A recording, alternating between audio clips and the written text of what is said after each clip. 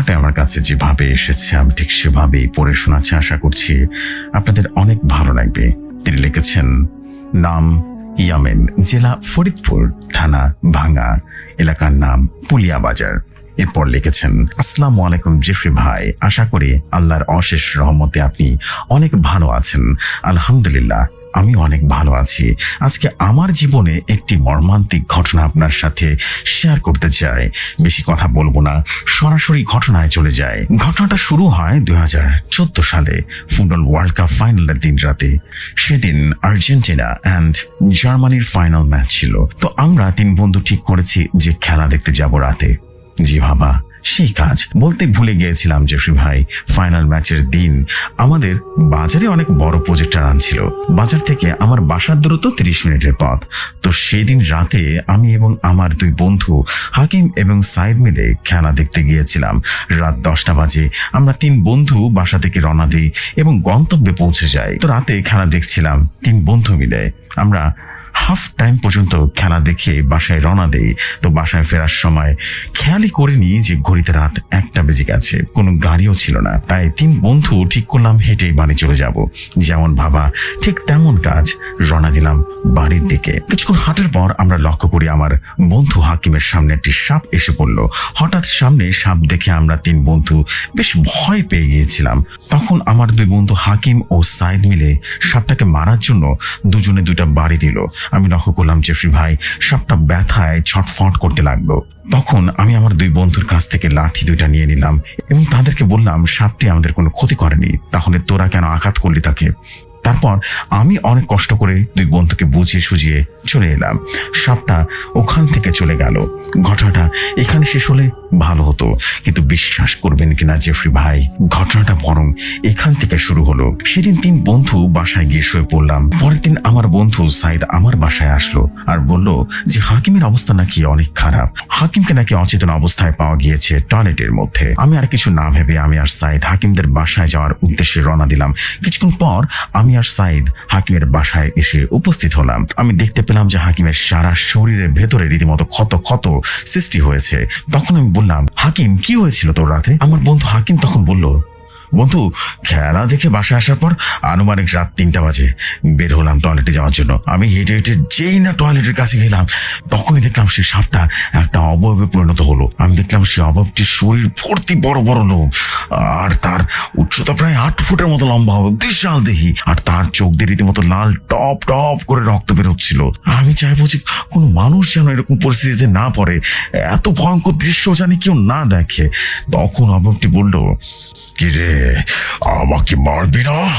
মার, আমাকে মার, আঘাত করা না, কোনো কারণ ছাড়া আমাকে আঘাত করা, কোনো কারণ ছাড়া আমাকে আঘাত করলি তাই না? তোদের দুজনকে আমি ছাড়বো না, মরবি, তোরা মরবি, আমার হাতে তোদের মরণ নিশ্চিত। এই বলে অবয়বটি আমার বন্ধুকে উড়াধরা মারতে লাগলো।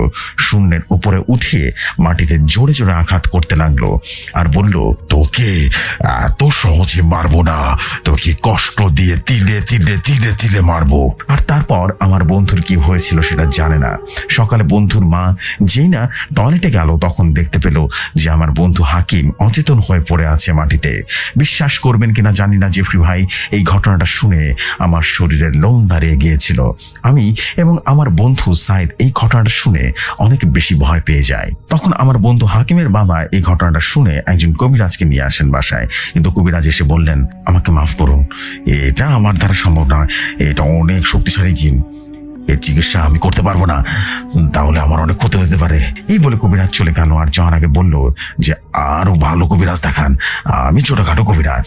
এদিকে হাকিমের বাবা আরো অনেক কবিরাজ আনেন। কবিরাজ হাকিমকে তাবিজ এবং ঘর বন্ধ করে দিয়ে যায়, কিন্তু কোনো কাজ হয় না। আস্তে আস্তে আমার বন্ধু হাকিমের অবস্থা অনেক খারাপ হয়ে যাচ্ছিল, কিছু না খেতে পেরে শুকিয়ে যাচ্ছিল আর বলছিল যে আমাকে আমাকে ওরা নিয়ে যাবে, আমাকে বাঁচা রে, আমাকে বাঁচা। নিজের বন্ধুর এই অবস্থা দেখে আমার অনেক কান্না আসলো। তারপর আমি আর সাইদ বাসায় চলে আসি। পরের দিন সকালে আমি হাকিমদের বাসায় চলে যাই। তখন হাকিমের মা আমাকে যেভাবে ঘটনাটা বলেছিলাম ঠিক সেভাবে তুলে ধরলাম। বলছেন, আন্টি বাবা, তোমরা চলে যাওয়ার পর হাকিমের অবস্থা অনেক খারাপ হয়ে গেছিল।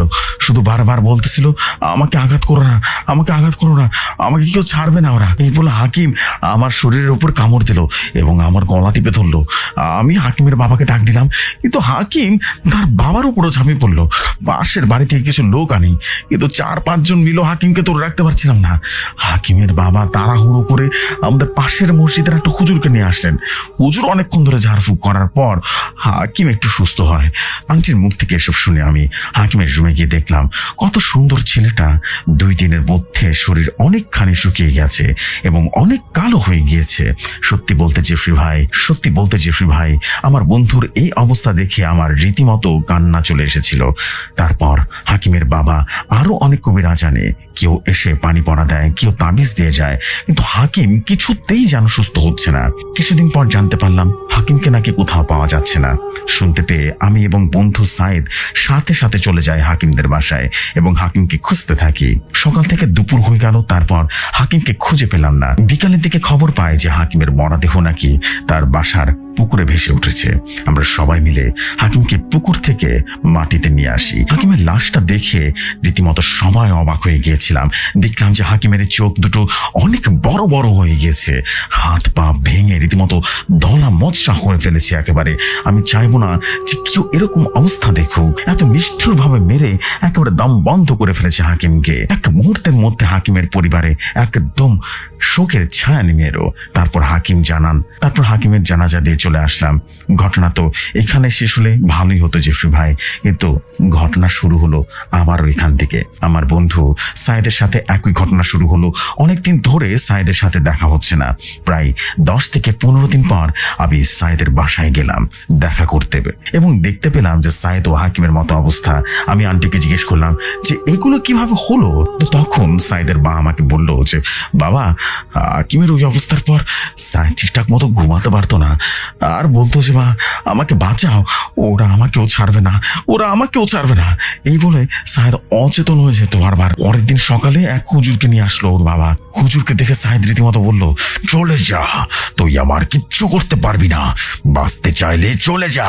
হুজুর তারপর সাইদের বাবাকে বলল যে 1 মুঠ সরিষা আর 3টা মোমবাতি আনতে। সাইদের বাবা সবকিছু নিয়ে আসলো। তারপর হুজুর ওইগুলো দিয়ে কাজ করা শুরু করলেন। তারপর হুজুর বলল যে আপনারা সবাই পাশের রুমে চলে যান এবং যাই হোক না কেন আমি না বলা পর্যন্ত কেউ এই ঘরে আসবেন না এবং ঘর থেকেও বের হবেন না। তারপর হুজুর সাইদকে সরিষা দিয়ে একটা বৃত্তের ভিতরে রাখলো। তখন দেখলাম যে হঠাৎ করে সবকিছু এলোমেলো হয়ে গেল। অনেক ঝড় হওয়া, বাসার বাইরে গাছপালার ডালপালা রীতিমতো ভেঙে পড়েছে। কিছু টাইম পর দেখলাম সব নীরব হয়ে গেল। আমরা তাড়াতাড়ি রুম থেকে বের হয়ে যেয়ে দেখতে পাই যে হুজুর অচেতন হয়ে শুয়ে পড়ে আছে, আর সাইদকে কোথাও দেখতে পাচ্ছি না। হুজুরকে পানি দিয়ে হুঁশ ফেরায়, দেখলাম যে হুজুরের শরীর দিয়ে রক্ত পড়ছে, নাক মুখ দিয়ে রক্ত পড়ছে। তারপর হুজুর বলল, আমি আমার জিনদের দ্বারা সাইদের ভেতরের জিনকে হাজির করেছিলাম। তখন আমি তাকে জিজ্ঞেস করেছিলাম যে তুই কে এবং এই ছেলেকে কেন কষ্ট দিচ্ছিস। তখন ওই জিনটা বলল যে ওরা আমাকে আঘাত করেছে, একটাকে শাস্তি দিচ্ছি আর একটাকে মেরে ফেলবো। আমি বললাম যে না, ওরা না জেনে তোকে আঘাত করেছে, জেনে আঘাত করলে তুই মারতি। এই নিয়ে জিন আর হুজুরের ভেতরে অনেক লড়াই হয়। জিনটা অনেক শক্তিশালী হওয়ায় হুজুর এবং হুজুরের বন্ধু জিন দুজনে একজনও সেই জিনটার সাথে পেরে উঠতে পারছিল না। তাই হুজুর এবং হুজুরের জিনকে আহত করে সাইদকে নিয়ে চলে যায়, আর হুজুর সাইদের মা বাবার কাছে ক্ষমা চেয়ে চলে যায়। আর যাবার সময় বলে যায়, চিন্তা করবেন না, আল্লাহকে ডাকেন, সাইদ সুস্থ হয়ে উঠবে এবং জিনরা সাইদকে বাসায় দিয়ে যাবে।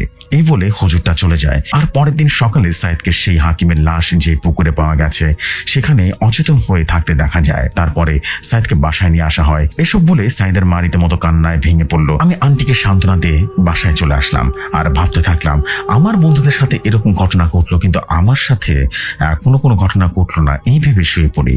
তারপর হঠাৎ দেখি কে জানি আমার নাম ধরে ডাক দিল। আমি খেয়াল করলাম যে তখন রাত 12টা বাজে। আমি কাঁদো কাঁদো কণ্ঠে বলে উঠলাম, কে কে? তখন আমার সামনে সেই অবয়বটা হাজির হলো। বিশ্বাস করবেন কিনা জানি না জেফরি ভাই, এত ভয়াবহ চেহারা দেখে কোনো সুস্থ লোক টিকে থাকতে পারবে না। তারপরে আমি সাহস নিয়ে বললাম, কে আপনি? কে? আমার বন্ধুকে কেন কষ্ট দিচ্ছেন? তখন সে অবয়বটা বলল, সেদিন রাতে তুই আমার জীবন বাঁচিয়েছিস, তোর জন্য আজ আমি বেঁচে আছি। আমি সেই দিন সাপের রূপ নিয়ে ঘোরাঘুরি করছিলাম, কিন্তু তোর বন্ধুরা আমার শরীরে আঘাত করেছিল, তাই তোর বন্ধু হাকিমকে সেদিনই সেই রাতে টয়লেটে ফেলে দিয়েছিলাম। যখন তোর বন্ধুকে আমি টেনে টেনে পুকুরে নিয়ে মেরে ফেলেছিলাম, তখন তোর বন্ধু সাইদকেও মারবো, কিন্তু তুই আমার জীবন বাঁচিয়েছিস, তাই তোর কোনো ক্ষতি করিনি। এখন বল তুই কি চাস? তোর যে কোনো শর্ত পূরণ আমি করব। আমি তখন কাঁদো কাঁদো হয়ে বললাম, আমার বন্ধু হাকিমকে তো মেরেছেন, কিন্তু আমার বন্ধু সাইদকে মারেন না, ভিক্ষা চাচ্ছি ওর জানটা। তখন জিনটা বলে উঠলো, তুই আমার জীবন বাঁচিয়েছিস, তার জন্য তোর বন্ধু সাইদকে ছেড়ে দিলাম, যা। কিন্তু একটা শর্ত আছে, হাকিমকে যে পুকুরে মারছি সেই পুকুরে কাল রাত 12টার সময় 5 মণ মিষ্টি আর একটা খাসি দিয়ে আসবি, তাহলে তোর বন্ধুকে ছেড়ে দিব। এই বলে জিনটা চলে যায়। পরের দিন সকালে আমি সাইদের আব্বু আম্মুকে সমস্ত ঘটনা খুলে বলি এবং সেই রাতেই 5 মণ মিষ্টি এবং খাসি দিয়ে আসা হয়। আলহামদুলিল্লাহ, আল্লাহর অশেষ রহমতে আমার বন্ধু আর কোনো সমস্যা হয়নি। জেফরি ভাই, এটা আমার পাঠানো প্রথম ঘটনা। যদি বানানে কোনো ভুল হয় বা লেখায় কোনো ভুল ত্রুটি হয়ে থাকে তাহলে ক্ষমা সুন্দর দৃষ্টিতে দেখবেন। আর আমি এবার এসএসসি পরীক্ষা দিচ্ছি, সবাই আমার জন্য দোয়া করবেন। এরকম আরো ঘটনা আমার কাছে আছে। আমার মায়ের সাথে ঘটে যাওয়া একটা ঘটনা আমার কাছে আছে। যদি ঘটনাটি সিলেক্ট হয় তাহলে আমি আরো ঘটনা পাঠাবো। তো ওনার নাম ছিল স্কুনোয়া, ওনার বয়স ছিল 91 বছর এবং বয়স অনেক হবার পরেও ওনার হাঁটা চলা, কথা বলা অনেকটা 50 বছরের বয়সের মতো। ঘটনাটা স্কুনোয়ার কাছ থেকেই শোনা এবং 1937 সালের দিকে জার্মান পুলিশের সাথে এই ঘটনাটা ঘটে। সেই পুলিশের নাম ছিল ডিটার এবং ডিটার যেখানে থাকতো সেই শহরের নাম ছিল হাইডেলবার্গ। এক রাতে হাইডেলবার্গে একটা রবারি আর খুনের খবর ছড়িয়ে পড়ে। পুলিশ ধাওয়া করেছিল সেই ডাকাত দলকে, কিন্তু ধরতে পারেনি। ক্রাইম সিনে গিয়ে ডিটার আর টিম দেখতে পায় দুটো 5 আর 9 বছরের বাচ্চা সহ এক মাঝবয়স্ক পুরুষের মৃতদেহ। মনে হচ্ছিল লাশগুলোর চোখে, চোয়ালে, পেটে, বুকে ধারালো রড দিয়ে ডাকাত দলের লোকেরা নির্যাতন চালিয়েছে। পুরো শরীর জুড়ে অসংখ্য ক্ষতের ছিদ্র এবং সেই ছিদ্রগুলো দিয়ে তখনও গলগল করে রক্ত পড়ছিল। প্রতিবেশীদের কাছে ডিটার জানতে পারে এই ফ্যামিলির সাথে একজন মহিলাও থাকতো, কিন্তু সেই মহিলা জীবিত নাকি মৃত তার কোনো আর খোঁজ পাওয়া যায়নি। লাশ নিয়ে পাঠিয়ে দেওয়া হয় হাইডেলবার্গের একটি পুরাতন হাসপাতালে। কথিত আছে সেই হাসপাতালে শুধুমাত্র খুন হওয়া, আত্মহত্যা করা লাশগুলোই রাখা হতো, পোস্টমর্টেম করা হতো। হসপিটালটা বর্তমানে অ্যাবান্ডন করা হয়েছে বেশ কিছু কারণে। তো লাশ পৌঁছে দিয়ে বাসায় ফেরার পর ডিটারের হঠাৎ খেয়াল হয় সে লাশের মুখের ভেতর সম্ভবত একটা কাগজ দেখেছিল, কিন্তু সেটা তখন খেয়াল করেনি মনের ভুলে। নিজে নিজে ভাবতে থাকে সে ঠিক করে সত্যি পুরুষের লাশটার মুখের ভেতর যদি কোনো কাগজ থাকে তবে সেখান থেকে কোনো লিড পাওয়া যেত এই মার্ডারগুলো। ডিটার রাত প্রায় 11টার দিকে সেই হাসপাতাল চলে আসে এবং স্টাফকে জিজ্ঞেস করে আজকে রাতে আসা লাশগুলো কোথায় রাখা হয়েছে। তো ডিটার আরও জিজ্ঞেস করে পোস্টমর্টেম করার সময় তার লাশের মুখের ভেতরে কি কোনো কাগজ পেয়েছিল কিনা। স্টাফ বলে সে বেশি কিছু জানে না, যে পোস্টমর্টেম করেছে সে জানতে পারে। তারপরেও ডিটারের মনের মধ্যে খানিকটা খুঁতখুত করছিল বিষয়টা নিয়ে। স্টাফ তাকে ওই মর্গ পর্যন্ত পৌঁছে দিয়ে চলে যায়। ডিটার সেই পুরুষের লাশ তার মুখের উপর থেকে কাপড় সরিয়ে দেখতে পায় মুখটা পুরোপুরি বন্ধ করা, অথচ লাশ পাঠানোর আগেও সে দেখেছিল লাশের মুখটা অনেকখানি খোলা। ডিটার অনেক টানাটানি করে লাশের মুখ ধরে, কিন্তু সে কিছু খুলতে পারছিল না। সেভাবে তাকে স্টাফকে ডাক দেওয়া দরকার এবং সে ভাবে সেটা এবং বাইরে গিয়ে স্টাফকে ডেকে আনে। স্টাফ এসেই দেখতে পায় লাশের মুখটা বড় রকমের হা করা। ডিটার এটা দেখে খুব চমকে যায়। সে ঘাবড়ে স্টাফকে বলে, আমি বের হওয়ার আগেও দেখেছিলাম লাশটার মুখ বন্ধ। স্টাফ বলে, স্যার আপনার ঘুম পেয়েছে, বাসায় চলে যান, এত স্ট্রেস নেওয়ার দরকার নেই। কোনো কাগজ যদি পাই আমরা আপনাকে জানিয়ে দেওয়া হবে। ডিটার আর কিছু বলে না, লাশের মুখের ভেতর লাইট মেরে দেখে কোনো কাগজ নাই সেখানে। যাই হোক, সে তার বাড়ি ফিরে আসে এবং ঘুমিয়ে যায়। ঘুমিয়ে যাওয়ার পর তার ঘুম ভাঙে একটা বিকট শব্দে। কেউ যেন রড দিয়ে তার ফ্লোরের সমানে আঘাত করছে। তাড়াতাড়ি করে হাতের কাছে থাকা টর্চটা দিয়ে সে এদিক ওদিক মারতেই তিনি একটা শব্দ শুনছিল, কিন্তু কিছু দেখতে পারছিল না। ইগনোর করে আবার শুয়ে পড়ে তিনি। এরপর ওই রাতে আর কিছুই হয়নি। পরদিন সকালে হাসপাতাল থেকে রিপোর্ট আসে এবং জানা যায় কোনো কাগজ ছিল না লাশটার সাথে। ডিটার তার মনের ভুল ভেবে বিষয়টা ভুলে যেতে থাকে এবং প্রায় 1 বছর কেটে যায়, কিন্তু খুনিকে খুঁজে পাওয়া যায় না। কেসটাও ফাইলের নিচে চাপা পড়ে ধুলো পড়তে থাকে। ঠিক 1 বছর পার হবার পর হাইডেলবার্গে আরও একটা খুনের খবর আসে। শহরের শেষ প্রান্তে একটা বেসরকারি দোকানে খুন হয়েছে। বেকারি শপে খুন হয়েছে। বেকারি শপের মালিক বলেছিল সে দিনে এখানে থাকে, রাতে শপের 2 জন কর্মচারী থাকতো। তবে সেই মার্ডারটাও ছিল গত বছরের ক্রাইম সিনটার মতো। চোখে মুখে বুকে পেটে অসংখ্য ছিদ্রের দাগ। তবে এবার সামান্য ভিন্নতা ছিল সেখানে। বেকারি শপের দেওয়ালে জার্মান ভাষায় লেখা ছিল, এসো, আমাকে খুঁজে বের করো। তো ডিটার এবার একটা লাশের মুখের ভেতর স্পষ্ট দেখতে পায় একটা কাগজ। সে এবার টান মেরে কাগজটা বের করে ফেলে। কাগজ খুলে দেখতে পায় সেখানে লেখা ছিল, পূর্ব দিকের একটা পুরাতন শহর থেকে মাইল 10 ভেতরে একটা পুরাতন গুহায় লুকিয়ে আছে সব রহস্য। ডিটার কাগজটা তার কাছে রেখে দেয়। লাশ পোস্টমর্টেম হওয়ার পর ডিটার তার একজন জুনিয়রকে দায়িত্ব দেয় মৃতের বাড়ির লোকের কাছে তাদের অতীতের চলাফেরার খবর সংগ্রহ করে আনতে। ডিটার এরপর একদিন বের হয় পূর্ব দিকের সেই শহরের উদ্দেশ্যে। শহরের নামটা জানা যায়নি। সে ওখানে পৌঁছে দেখতে পায় পাথর দিয়ে তৈরি অসংখ্য ঘর, দেখতেও অদ্ভুত। সে বলেছিল তার জীবনে এরকম ঘর সে কখনো দেখেনি। ঘরগুলোর সাইজ ছিল বেশ ছোট ছোট, 2 থেকে 3 ফুট সাইজের মানুষের জন্য উপযোগী হবে। এখানে কোনো সাধারণ মানুষ মাথা নিচু করেও ঢুকতে পারবে না। ডিটার সেই কাগজের নির্দেশনা মোতাবেক সামনের দিকে যেতে শুরু করে এবং 10 মাইল পথ অতিক্রম করার উদ্দেশ্য নিয়ে। যেতে যেতে মাথার উপর দিকে সূর্য নেমে যায়, অন্ধকার ছেয়ে যেতে থাকে সবকিছু। সে একটা জায়গায় দাঁড়িয়ে ব্যাগ থেকে কিছু খাবার নিয়ে ডিনার করতে শুরু করে। হঠাৎ একটা বেশ ফর্সা বর্ণের লালচে চুলের একটা বাচ্চা তার সামনে এসে হাত পেতে দাঁড়িয়ে থাকে। বাচ্চাটার চোখের দিকে ডিটারের অনেক মায়া হয়।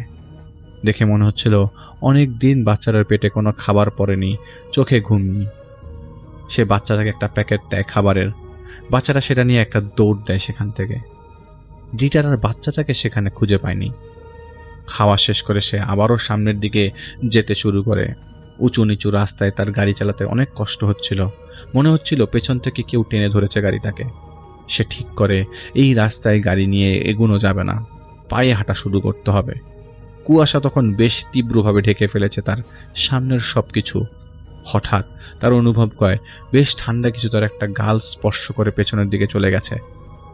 সে পাত্তাই দিচ্ছে না এসবে। মনে মনে ভয় পেতে শুরু করে সে, কিন্তু ফিরে যাওয়ার কথা তার মাথায় কেন জানি আসছিল না। প্রতিটি পদক্ষেপে তার মনে হচ্ছিল আরো সামনের দিকে যাবে সে, আরো সামনের দিকে তাকে যেতে হবে। কেমন একটা নেশা চড়ে বসেছিল তার মাথায়। হাঁটতে হাঁটতে সে একটা পাহাড়ের সামনে এসে পৌঁছায়।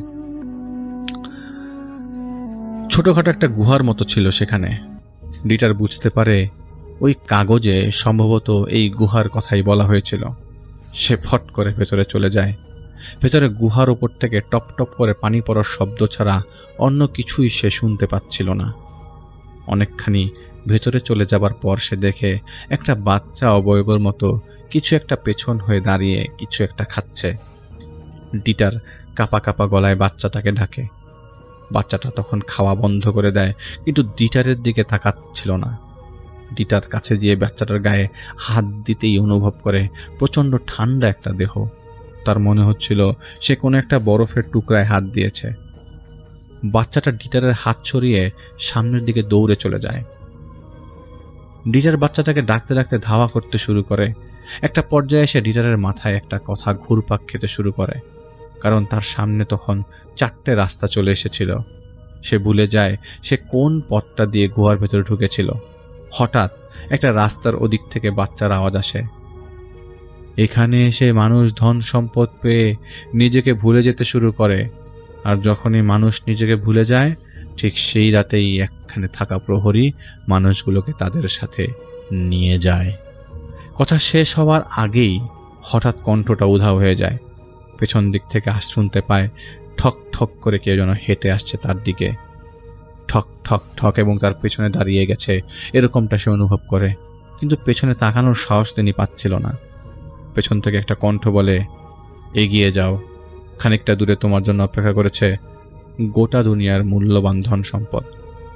ডিটার এটা শোনার সাথে সাথে ফিল করে তার পা দুটো তার নিজের আয়ত্তে নেই।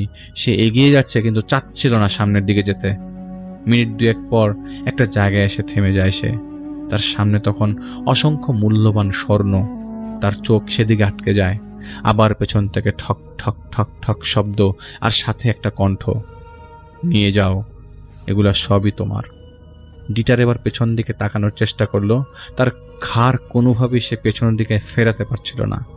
কণ্ঠটা আবার তাকে বলে, এখান থেকে যতটুকু পারো ঠিক ততটুকু যদি তুমি নিজের সাথে না নিয়ে যাও তবে এই গুহাতেই আটকা পড়ে তুমি মারা যাবে। যদি বাঁচতে চাও এগুলো নিয়ে যাও। ডিটার কোনো উপায় না পেয়ে তার সাথে থাকা ব্যাগটাতে এক এক করে স্বর্ণ তুলতে শুরু করে। ব্যাগ ভরে গেলে সে আবার টের পায় তার পা তার কন্ট্রোলের বাইরে, নিজে নিজেই চলছে। হাঁটতে হাঁটতে সে একসময় বুঝে ফেলে গুহার বাইরে চলে এসছে সে। মনে মনে চিন্তা করে এসব যে নিয়ে যাবে তা ঠিক হবে না, এবং তা ঠিক হবে কিনা তার শিওর না, কারণ সে তার সাথে তখন যা যা হলো তার কাছে কোনো কিছু স্বাভাবিক মনে হচ্ছিল না। ব্যাগটা সে ছুঁড়ে মারে পাশের জঙ্গলের দিকে। ব্যাগ ফেলে এক দৌড়ে সে তার গাড়ির কাছে চলে আসে। গাড়ির কাছে সে দেখতে পায় ওই বাচ্চাটা যে তার কাছে খাবার নিয়ে গেল সে বসে আছে গাড়ির ভেতর। বাচ্চাটা তাকে বলে, ফেলে দিয়ে কাজটা ঠিক করনি, ওরা আসবে তাদের হারিয়ে যাওয়া সম্পদ ফিরিয়ে নিতে। ফিরিয়ে দিতে না পারলে ওরা তোমার চোখ উপড়ে নিয়ে যাবে। ডিটার এটা শুনে ঘাবড়ে গিয়ে ভয়ের কারণে হাতে থাকা পিস্তলটা দিয়ে বাচ্চাটার দিকে তাক করে পুরো ম্যাগাজিন খালি করে দেয়। গুলি করা শেষ হয়ে গেলে সে দেখতে পায় ম্যাগাজিনে ম্যাগ খালি করে দেয়, এবং দেখতে পায় সে বাচ্চাটার মাথায় গুলি লেগেছে, রক্ত টপ টপ করে পড়ছে, কিন্তু বাচ্চাটা ডিটারের দিকে তাকিয়ে তখনও হাসছে আর বলছে, ব্যাগটা খুঁজে নিয়ে এসো, নাহলে তোমার মৃত্যু তোমার পেছন পেছন ধাওয়া করবে। এটা বলেই বাচ্চাটা ডিটারের চোখের সামনে থেকে এক নিমিষে হাওয়া হয়ে যায়। ডিটার তাড়াতাড়ি গাড়িতে চড়ে বসে, উদ্দেশ্য সরাসরি হাইডেলবার্গ পৌঁছানো। শহরে পৌঁছে তিনি সে থানায় রিপোর্ট করে যে ওই এলাকায় কিছু পায়নি। রাতের ঘটনাগুলো সে কাউকে শেয়ার করেনি, কারণ তার মনে হচ্ছিল এসব অবিশ্বাস্য জিনিস কেউ বিশ্বাস করতে চাইবে না। সন্ধ্যার দিকে ডিটারের খেয়াল হয় তার ফিয়ান্স আজকে হাইডেলবার্গ আসার কথা এবং তাকে রিসিভ করতে নিয়ে যেতে হবে, কিন্তু তার শরীরটা হঠাৎ খারাপ হয়ে আসতে শুরু করে। রাতে তার ফিয়ান্স নিজেই ডিটারের বাসায় চলে আসে। ডিটারের ফিয়ান্স তাকে জানায় গতকাল রাতে সে অদ্ভুত একটা স্বপ্ন দেখেছিল। ডিটার জানে এসব তখন থাক, আমার অনেক খারাপ লাগছে শরীরটা। রাতে ডিটার যখন ঘুমিয়ে যায় তার ফ্লোরে কারো রড দিয়ে বাড়ি মারার শব্দে তিনি ডিটারের গত বছরের ওই রাতটার কথা মনে পড়ে যায় যে এই রাতটা ঠিক এরকম শব্দ হয়েছিল। সে উঠে গিয়ে তার ফিয়ান্সকে ডেকে তোলে। সে জানায় সে এরকম শব্দ আগে কোনো শব্দ শোনেনি। ডিটার মনের ভুল ভেবে আবারও রুমে চলে যায়। রুমে ঢুকেই তার চোখ প্রায় কপালে উঠে যাবে। সে দেখে ওই রাতে যে বাচ্চাটাকে সে গুলি করেছিল সেই বাচ্চাটা তার স্টাডি টেবিলে বসে আছে। ডিটার তার মুখ দিয়ে কোনো কথা বলতে পারছিল না। সে চেষ্টা করছিল তার ফিয়ান্সকে ডাকার, কিন্তু তার মুখ যেন কেউ সেলাই করে দিয়েছে এমন অবস্থা। বাচ্চাটার পেছন থেকে একটা কুজো বৃদ্ধ লোক এগিয়ে আসে এবং লাঠিতে ভরা ঠক ঠক শব্দ। লোকটা ডিটারের মাথার কাছে এসে চুল টেনে ধরে রাগের মাথায় কিছু একটা বলে, যা শুনে ডিটার জ্ঞান হারিয়ে ফেলে। জ্ঞান ফেরার পর ডিটার সেই কথাটা মনে করতে পারেনি। তার শুধু এতটুকু মনে ছিল একটা বাচ্চা আর বৃদ্ধ লোক এসে তার ঘরে দেখেছিল। তার কথায় কেউ তেমন একটা গুরুত্ব দেয়নি। একদিন হঠাৎ ডিটারের সেই জুনিয়র জানায় বেকারি শপের মৃত লোক দুটোর ব্যাপারে। সে বলে বেকারি শপে যে দুটো লোক মারা গিয়েছিল তাদের সাথে গত বছরে হাইডেলবার্গে মারা যাওয়ার দুটো বাচ্চা আর একজন পুরুষের কিছুটা কানেকশন আছে। অদ্ভুত কোনো একটা কারণে এরা 5 জনই হাইডেলবার্গের একটা ওল্ড এইজ ফাউন্ডেশনের সাথে জড়িত ছিল। প্রথমে যে পুরুষটা মারা গিয়েছিল সে ওই ওল্ড এইজ ফাউন্ডেশনের প্রতি মাসে কিছু সংখ্যক টাকা পয়সা ডোনেট করত। পুরুষের বাচ্চা দুটো সেই ওল্ড এজ মাঝে মাঝেই যেত। আর বেকারি শপের মৃত 2 লোক আগে সেই ওল্ড এজ ফাউন্ডেশনে রান্না করার দায়িত্বে কাজ করত। এরা হঠাৎ করেই একদিন সেখানে কাজটা ছেড়ে দেয়।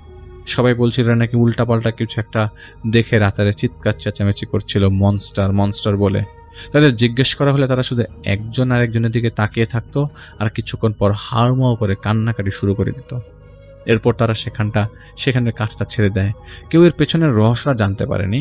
কাজটা ছাড়ার পর 2 সপ্তাহ পরই তাদের অস্বাভাবিকভাবে মৃত্যু হয়ে যায়। ডিটার সব শুনে কিছু বুঝতে পারে না এসবের মূলটা আসলে কোথা থেকে। তার ফিয়ান্সে তখনও হাইডেলবার্গে তার বাসায় ছিল। ফিরে গিয়ে সে তার ফিয়ান্সেকে জুনিয়রের বলা ঘটনাটা জানায়। তার ফিয়ান্সে বলে যে কিছুদিন আগে একটা ওল্ড এজ হোমকে স্বপ্নে দেখেছিল। সে দেখেছিল পুরাতন একটা ওল্ড এজ হোম, অনেকগুলো বৃদ্ধ লোক এবং সবাই চুপচাপ বসে আছে। কেউ হুইল চেয়ারে, কেউ দেয়ালে পিঠ ঠেকিয়ে, কেউ বা মাটিতে শুয়ে। হঠাৎ ডিটার কোথায় থেকে যেন এসব বৃদ্ধগুলোকে একে একে রড দিয়ে পেটাতে শুরু করে। বৃদ্ধ লোকগুলো কান্নাকাটি করছিল এবং রীতিমতো প্রাণ ভিক্ষা চাইছিল, কিন্তু ডিটারের চোখে মুখে নাকি তখন একটা জানোয়ারের মতো ভাব ছিল। পেটাতে পেটাতে সে একটা বৃদ্ধ লোককে মেরে ফেলে। সাথে সাথে বাকি বৃদ্ধগুলো ডিটারকে একই সাথে ধরাধরি করে ছাদে নিয়ে উপর থেকে নিচে ফেলে দেয়। ফেলে দিয়ে আবারও তাকে ছাদে তুলে নিয়ে আসে এবং আবারও তাকে নিচে ফেলে দেয়। এভাবে 10-15 বার ডিটারকে ছাদ থেকে নিচে ফেলে দেওয়া হয়।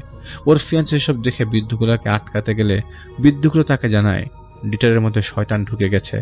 আস্তে আস্তে শয়তানটা ওকে নিজের আয়ত্তে নিয়ে আসবে। ডিটার একসময় তার খুব কাছের যে কোনো একজনকে খুন করবে সেই শয়তানকে খুশি করার জন্য। খুন করার পর সেই শয়তানটা নিজেই ডিটারকে হত্যা করে চলে যাবে। ডিটা তার ফিয়ান্সেকে জিজ্ঞেস করে স্বপ্নটা কয়দিন দেখেছ? তার ফিয়ান্সে জানা একদিনই দেখেছিল সে। ডিটার এটাই খুব একটা গুরুত্ব দেয় না, কারণ সে শয়তান বা সেরকম কোনো কিছুতে সেমন বিশ্বাস করত না। এভাবে দিন কাটতে থাকে। তার ফিয়ান্সে হাইডেলবার্গ থেকে চলে যায় কিছুদিন পর। এর প্রায় 2 সপ্তাহ পর ডিটার এক হলিডেতে একটা বারে যায় ড্রিঙ্ক করবার জন্য। সেখান থেকে ফিরে আসার পর সে খেয়াল করে তার পেছন পেছন কেউ হেঁটে আসছে। সে থেমে গেলে ওই লোকটা থেমে যায়।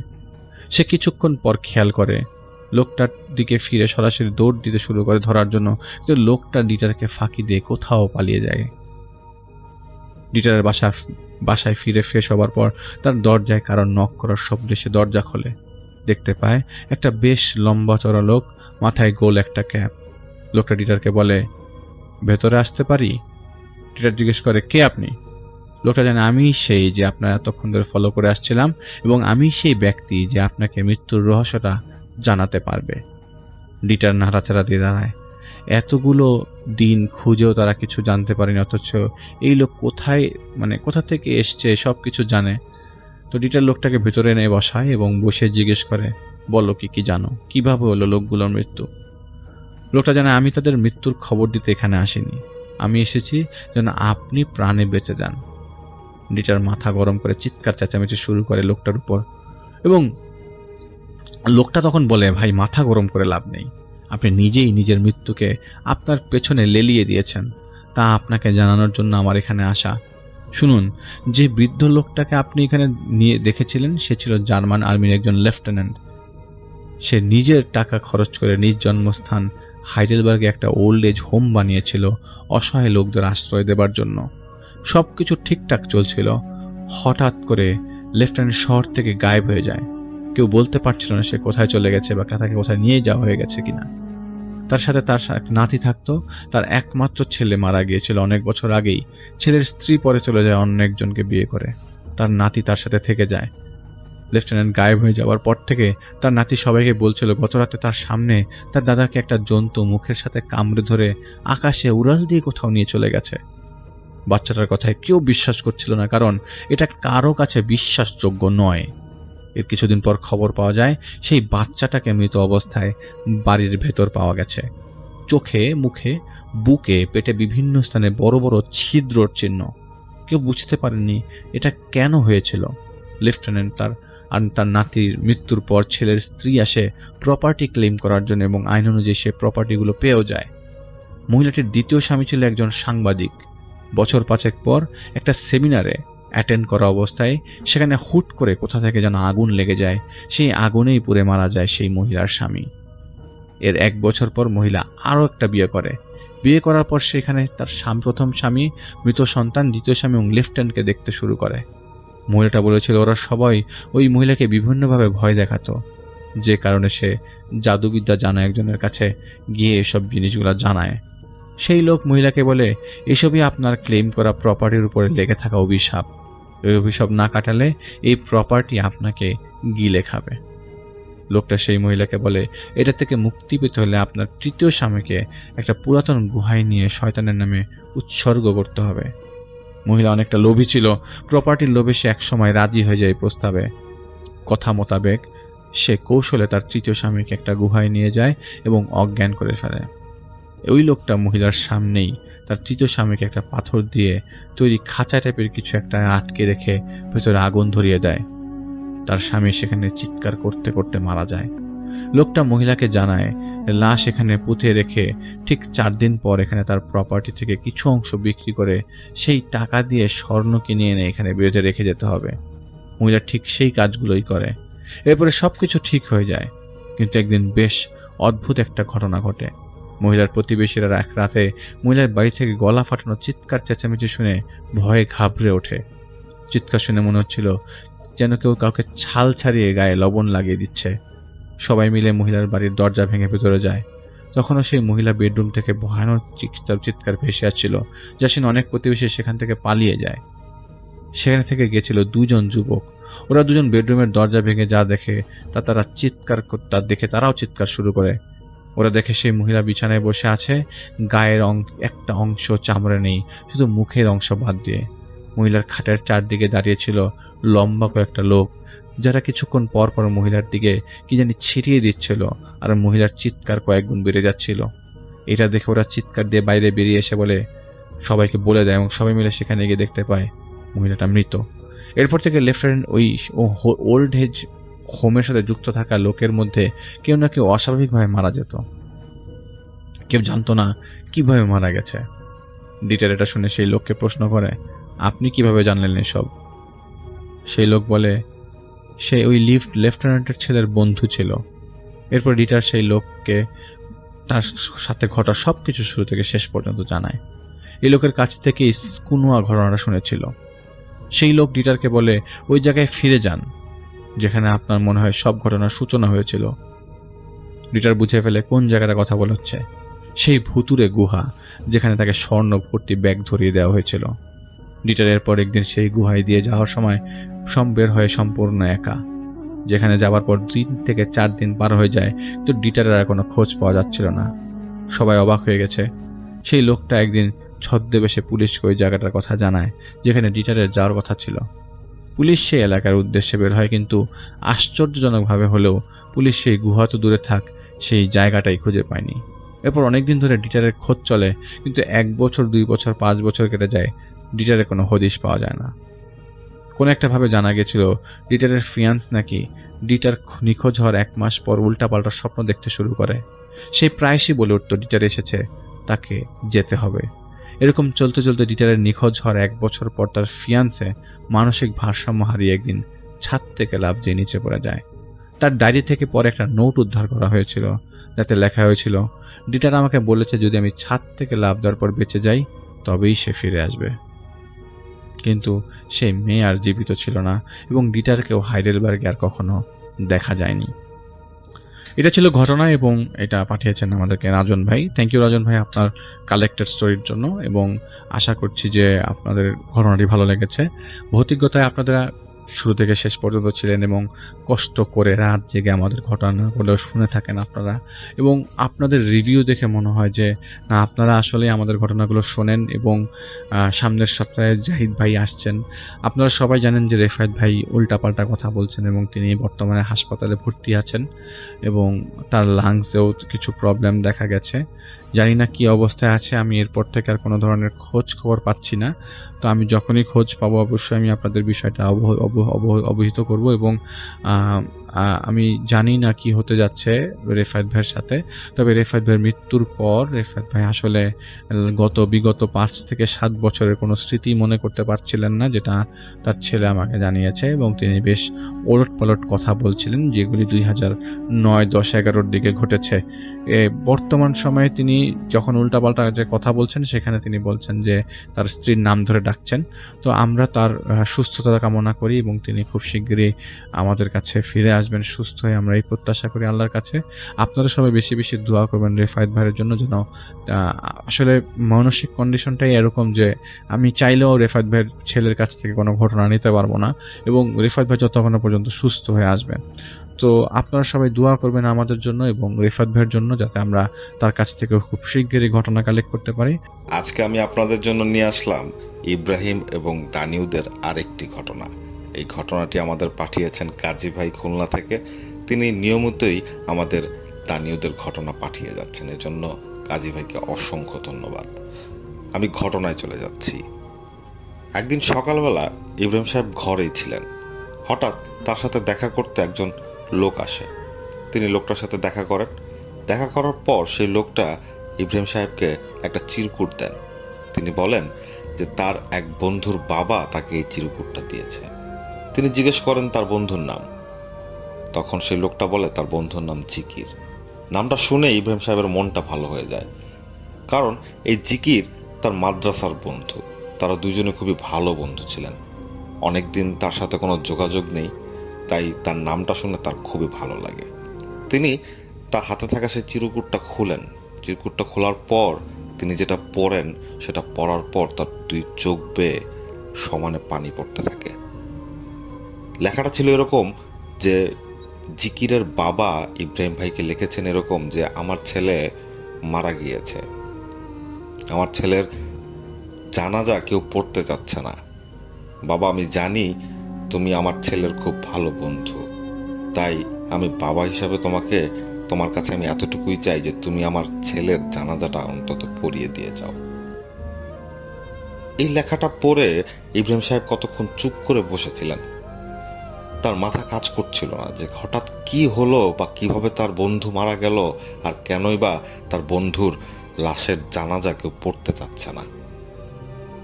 এটা চিন্তা করে তিনি আসলে কি করবেন বুঝতে পারছিলেন না। তিনি তার সামনে দাঁড়িয়ে থাকা সেই লোকটাকে জিজ্ঞেস করেন যে ভাই, কি হয়েছিল? তখন সেই লোকটা বলে যে জিকির মারা গিয়েছে এবং সে আত্মহত্যা করেছে। যেটা শুনে ইব্রাহিম ভাই খুবই অবাক হন এবং খুব ব্যথিত হন, কারণ তিনি তার বন্ধুকে খুব ভালো করে চিনেন। তার বন্ধুও খুবই আল্লাহওয়ালা লোক। তার বন্ধুও এক মাদ্রাসায় চাকরি করতেন। তার বন্ধুর পক্ষে এরকম কোনো কাজ করা কোনোভাবেই সম্ভব না, এটা তিনি খুব ভালো করে জানেন। তিনি লোকটাকে জিজ্ঞেস করেন যে ভাই সত্যি? সে লোকটা বলে জি। এই কথা শোনার পর ইব্রাহিম সাহেব তখনই রওনা হন তার বন্ধুর বাড়ির উদ্দেশ্যে। এটা বলে রাখা ভালো, তার বন্ধুর বাড়ি তার বাড়ি থেকে প্রায় 3 ঘন্টার রাস্তা। তিনি সে সময় সেই লোকটাকে সাথে করে রওনা দিয়ে দেন তার বন্ধুর বাড়ির উদ্দেশ্যে। তিনি যখন তার বন্ধুর বাড়ির কাছাকাছি এসে পৌঁছালেন, তখন তিনি দেখতে পান যে হঠাৎ একটা লোক তার সাথে সাথে আসছে। তখন তিনি জিজ্ঞেস করেন সেই লোকটাকে, ভাই আপনি কে? তখন সেই লোকটা বলে যে ভাই, আমি ওই বাড়িরই লোক, আমার নাম রিজিক। এই কথা শুনে তিনি আর কোনো কথা বলেন না, তিনি হাঁটতে থাকেন। আর তার সাথে যেই লোকটা ছিল সেই লোকটা তার অনেক সামনে ছিল, তাই ওই লোকটাও দেখেনি যে ইব্রাহিম সাহেবের সাথে কেউ ছিল, বা রিজিককে সে সামনের লোকটা দেখতে পায়নি। তো তিনি রিজিককে নিয়েই বাড়ির ভিতরে ঢুকলেন। ঢোকার পর তিনি দেখেন তার সাথে রিজিক নাই। তো তিনি চিন্তা করেন হয়তো অন্য কোথাও গিয়েছে। তো তিনি যখন ঘরে প্রবেশ করেন, আমরা যদি জিকিরের বাড়ির বর্ণনাটা আপনাদের দেই, সেটা অনেকটা এরকম। খুবই জরাশীর্ণ 2টা ঘর, আশেপাশে খুবই দারিদ্রতার ছাপ। ঠিক তাদের ঘরের উঠোনের মাঝখানে জিকিরের লাশটা কাফনে মোড়া। জিকিরের বাবা তার ছেলের লাশের সামনে বসে কান্নাকাটি করছে। ইব্রাহিম সাহেব গিয়ে তার বন্ধুর লাশের সামনে গিয়ে দাঁড়ান। তার চোখ বেয়ে অঝরে পানি পড়ছিল। তিনি কাউকে সান্ত্বনা দেবেন সেরকম ভাষাও তার ছিল না। তিনি দেখতে পান জিকিরের মা অজ্ঞান হয়ে পড়ে আছেন তার বাড়ির দরজার সামনে, তাকে ঘিরে লোকজন। আসলে এরকম পরিস্থিতিতে কাউকে সান্ত্বনা দেওয়া আসলে কারো পক্ষে সম্ভব না। তিনি তার বন্ধুর লাশের পাশে কিছুক্ষণ বসেন। বসার পর তিনি এক মনে দোয়া পড়তে থাকেন। হঠাৎ তার চোখের সামনে তার মনে হলো একটা আগুনের শিখা তার চোখের সামনে হঠাৎ বিস্ফোরিত হলো। তিনি চমকে চোখ খুলে তাকিয়ে দেখেন সবকিছুই আগের মতো। ইব্রাহিম সাহেব বুঝতে পারেন যে হয়তো এখানে কোনো সমস্যা আছে, কারণ তা না হলে তিনি চোখ বন্ধ অবস্থায় এই আগুনের স্ফুলিঙ্গটা দেখতেন না। তখন এক পর্যায়ে ইব্রাহিম সাহেব জিকিরের বাবাকে জিজ্ঞেস করেন যে চাচা, আসলে কি ঘটনা ঘটেছে, আমাকে একটু খুলে বলুন। তখন জিকিরের বাবা ইব্রাহিম সাহেবকে যে ঘটনাটা বলেন সেটা হচ্ছে এরকম। জিকির চাকরি করতে একটা মাদ্রাসায়, সেটা ছিল চট্টগ্রাম। তো সে 6 মাস বা 4 মাস পর পর বাড়িতে আসতো। 4 মাস আগে যখন সে বাড়িতে আসে তখন তার বাড়ির লোকজন দেখতে পায় জিকির খুবই মনমরা হয়ে আছে এবং সে একা একা থাকার চেষ্টা করতেছে। সাধারণত জিকির এরকম লোক না, তো তারা ব্যাপারটা নিয়ে ওরকম মাথা ঘামায় নাই। কিন্তু এই ঘটনার কিছুদিন আগে, 3 দিন আগে সে বাড়িতে আসে। বাড়িতে আসার পর সে তার বাবাকে একটা চিঠি দেয়। চিঠিটা দিয়ে বলে যে আমার বন্ধু আসলে এই চিঠিটা তাকে দিয়েন। তখন তার বাবা তার ছেলেকে জিজ্ঞেস করে যে আসলে কেন, তুমিই তো দিতে পারো তোমার বন্ধুকে। তখন জিকির বলে যে আপনাকে যেটা করতে বললাম সেটা কইরেন, আমি যদি পারতামই তাহলে আপনাকে দিতাম না। তো এই কথা বলার পর আর তার বাবা কোনো কথা বলেন না, কিন্তু তার বাবা আসলে জানতেন না যে তার ছেলে মারা যাবে। গতকাল রাতে তার ছেলেকে পাওয়া যায় তাদের বাড়ি থেকে কিছু দূরে একটা জঙ্গলে একটা আম গাছের সাথে ঝুলন্ত অবস্থায়, যেটা কোনোভাবেই সম্ভব না, তার ছেলে এরকম না। তো এরপর যখন তার ছেলেকে নিয়ে আসা হয় তখন গ্রামবাসী কেউই এই ছেলের জানাজা পড়তে যাচ্ছিল না, কারণ আত্মহত্যায় মারা যাওয়া মানুষের জানাজা লোকজন পড়তে চায় না। তো একমাত্র উপায় হচ্ছে ইব্রাহিম সাহেব। এবং ওই চিঠিটার কথা মনে পড়ে জিকিরের বাবা ইব্রাহিম সাহেবের কথা স্মরণ করেন এবং ইব্রাহিম সাহেবকে এই জানাজা পড়ার জন্য ডেকে নিয়ে আসেন। তো ইব্রাহিম সাহেব বলেন যে চাচা, আপনি চিন্তা করেন না, আল্লাহর যা করার আল্লাহ করছে।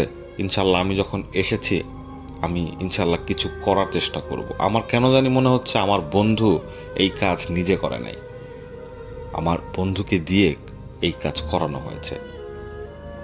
তো তার বাবা এই কথা শুনে আরো কান্না শুরু করে দেন। তখন এক পর্যায়ে ইব্রাহিম সাহেব তার বাবাকে, মানে জিকির সাহেবের বাবাকে জিজ্ঞেস করেন, আচ্ছা চাচা, রিজিক কোথায়? রিজিককে তো দেখতেছি না। তখন জিকির ভাইয়ের বাবা বলেন যে রিজিক নামের তো কাউকে আমরা চিনি না। তখন ইব্রাহিম সাহেব বুঝতে পারেন আসলে রিজিক মানুষ না, সে হয়তো অন্য কিছু, যেটা ইব্রাহিম সাহেবের সাথে এসে দেখা করেছিল। তখন ইব্রাহিম সাহেব জিকির ভাইয়ের বাবাকে বলেন যে আপনার ছেলে আপনাকে যে চিঠিটা দিয়েছিল ওই চিঠিটা আমাকে একটু দিন।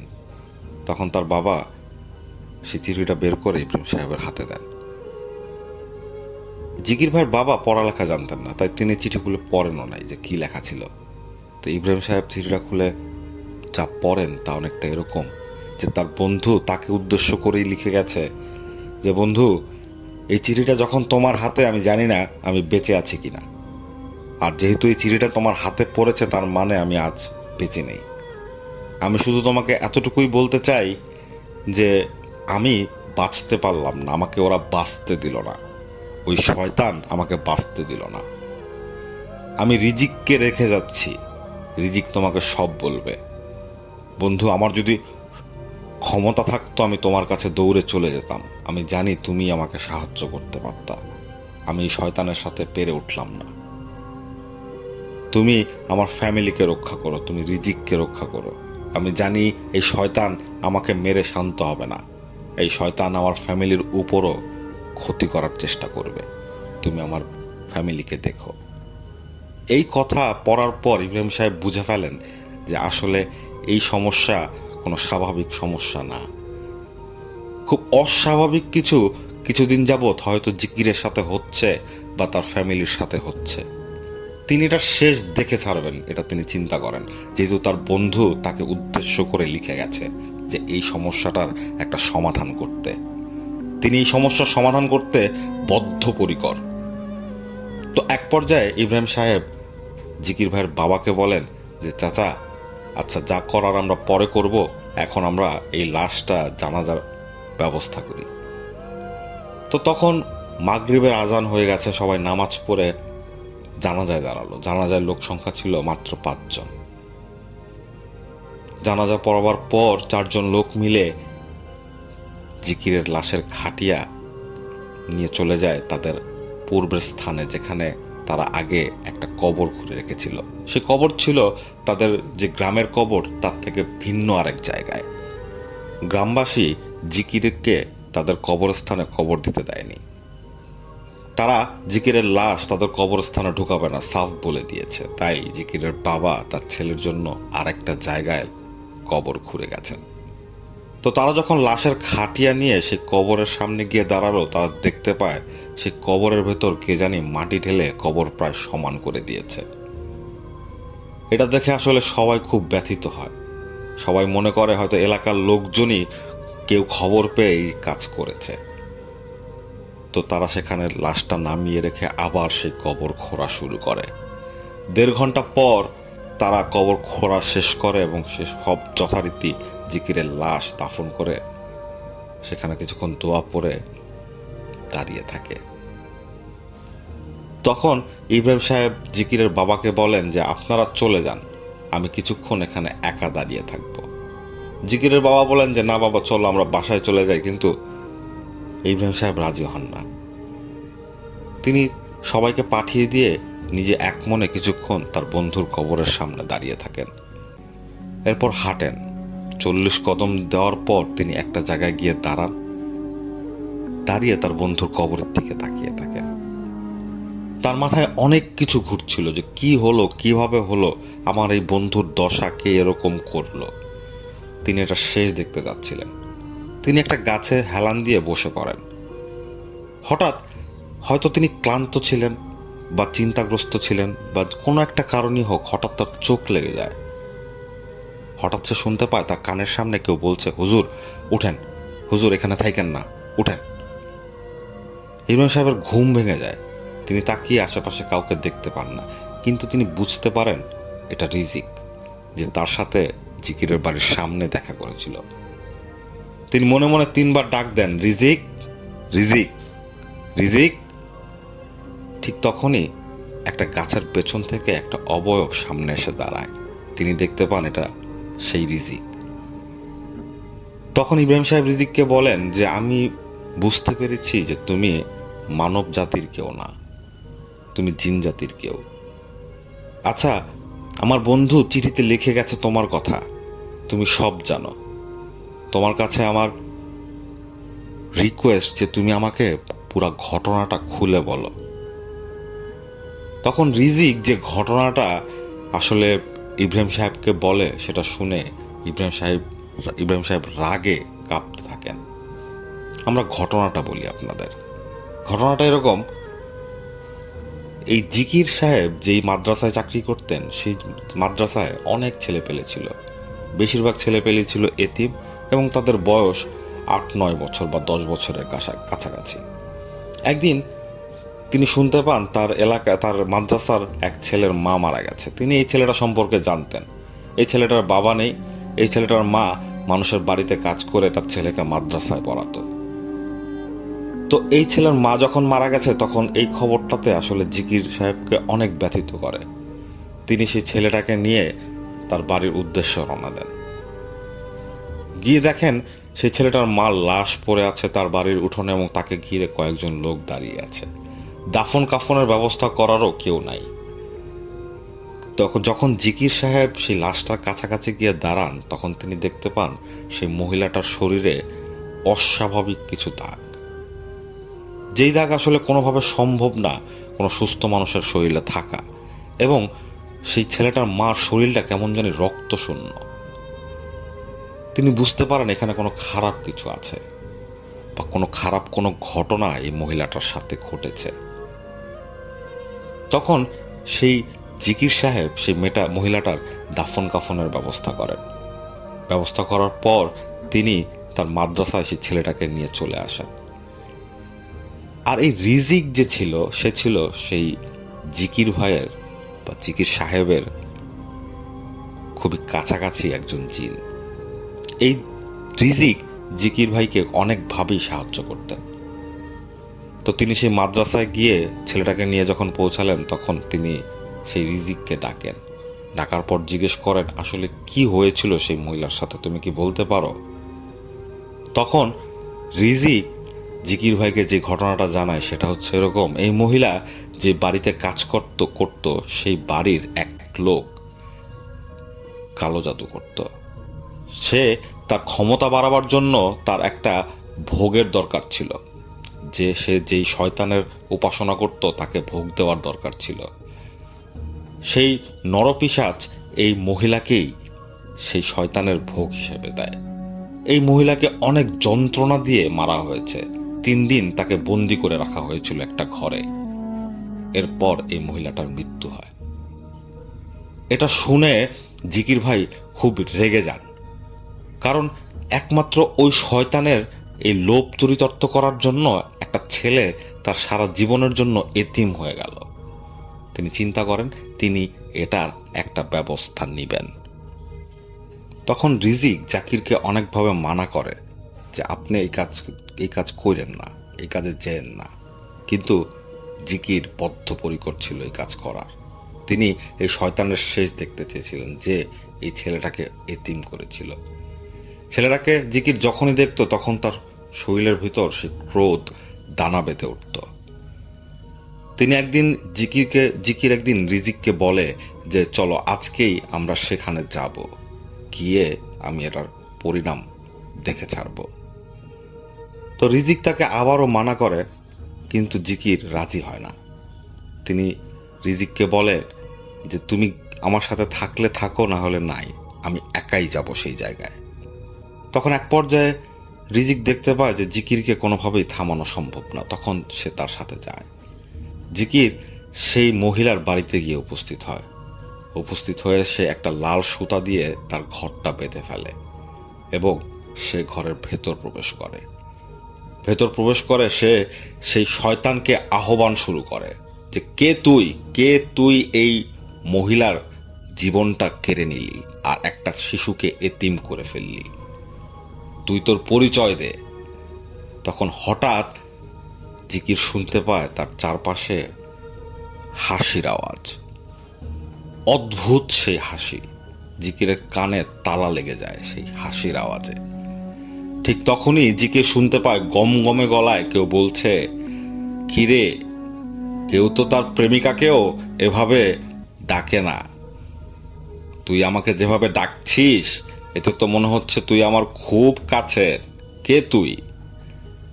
তখন জিকির বলে যে আমি তোর জম, আল্লাহর কসম যে আমি তোর শেষ দেখে ছাড়ব।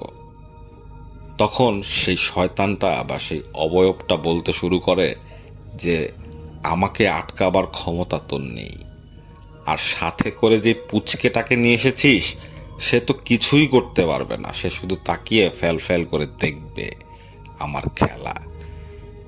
তখন জিকির বলে ওঠে যে আচ্ছা, যদি সেটাই হয় তাহলে তুই এই ঘর থেকে বের হয়ে দেখা। তখন সবকিছু চুপচাপ।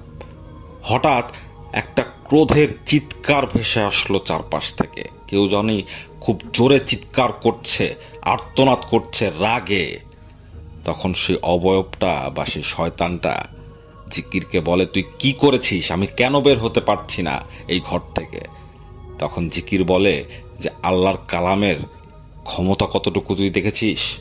তুই তো আমাকে গোনায় ধরলি না, কিন্তু এখন আমি তোকে বোতলবন্দি করব। এই কথা বলে জিকির তার বিভিন্ন রিচুয়াল শুরু করে এবং এক পর্যায়ে সেই অবয়বটাকে বা সেই এন্টিটিটাকে সে তার বোতলে বন্দি করে। সে যখন ঘর থেকে বের হয় তখন রিজিক চলে আসে জিকিরের সাথে। বলে যে আপনি যে কাজটা করেছেন সে কাজটা খুবই ভয়াবহ কাজ, আপনি এই বোতলটা আমাকে দিয়ে দেন। তো তখন জিকির রিজিককে বলে যে না, আমি তোমাকে দিব না, এর একটা শেষ আমি করব, আমার রাগ এখনো কমেনি, তুমি চলে যাও। এই কথা বলে জিকির রিজিককে পাঠিয়ে দেয়। তো রিজিক যখন পরের দিন আসে তখন সে শুনতে পায় জিকির সেই জিনটাকে বোতলের ভেতরই মেরে ফেলেছে। এটা শুনে রিজিক বুঝতে পারে যে এই কাজটা জিকির খুব খারাপ করেছে। সে জিকিরকে সতর্ক করে, কিন্তু জিকির কোনো কিছুতেই মাথা ঘামায় না। হঠাৎ কিছুদিন পর থেকেই জিকিরের ভেতর অস্বাভাবিক ব্যাপার স্যাপার লক্ষ্য করে রিজিক। সে দেখতে পায় জিকির প্রায়ই একা একা কথা বলছে। যখন রিজিক তাকে জিজ্ঞেস করে তখন জিকির কোনো কথা বলে না। একদিন হঠাৎ জিকির বলে ওঠে রিজিককে যে আমি তো সমস্যায় পড়ে গেলাম। তখন রিজিক জিজ্ঞেস করে কি সমস্যা? বলে আমি কয়েকদিন যাবৎ খুব খারাপ ধরনের স্বপ্ন দেখছি এবং আমাকে বোধহয় কেউ মায়ায় বেঁধে ফেলছে। কিরকম? রিজিক জিজ্ঞেস করে। তখন জিকির বলে আমি সেদিন ঘুমের মধ্যে দেখলাম যে আমার বাবা মাকে কে জানি কেটে টুকরো টুকরো করে ফেলছে। আমি চিৎকার দিয়ে ঘুম থেকে উঠে যাই, উঠে গিয়ে দেখতে পাই সব কিছু ঠিকঠাক। হঠাৎ আমি একটু বাতাসের জন্য, একটু শান্ত সতেজ বাতাসের জন্য ঘর থেকে বের হই। বের হওয়ার পরই আমার সামনের দৃশ্যপট পাল্টিয়ে যায়। আমি দেখতে পাই আমি আমার বাড়ির সামনে। আমি হেঁটে বাড়ির ভেতর ঢুকে দেখতে পাই যে আমার বাবা আমার মাকে কেটে টুকরো টুকরো করে ফেলছেন। এবং আমি যখন আমার বাবাকে ধরতে যাই তখন আমার বাবা তার নিজের গলায় নিজে কোপ বসিয়ে দেন। আমি বুঝতে পারছি যে আমি মায়ায় আটকিয়ে গেছি, আমি কি করব বুঝতে পারছি না। এর কিছুদিন পরই জিকির চলে যায় তার বাড়িতে। রিজিকের আসলে কোনো কিছু করার ক্ষমতা ছিল না। সে শুধু দেখছিলই তার খুব প্রিয় একজন মানুষ কিভাবে কাতরাচ্ছে। এভাবে হঠাৎ করেই সে জিকির আত্মহত্যা করে, যেটা লোকজন বলে, কিন্তু আসলে সেই শয়তানটাই জিকিরকে মেরে ফেলেছে। কিন্তু কে এই শয়তান? এই শয়তানকে রিজিক চেনে না, কারণ এই শয়তানের যে ক্ষমতা তা অনেক। তাই রিজিক এই শয়তানের খবর বের করতে পারে নাই এখন পর্যন্ত।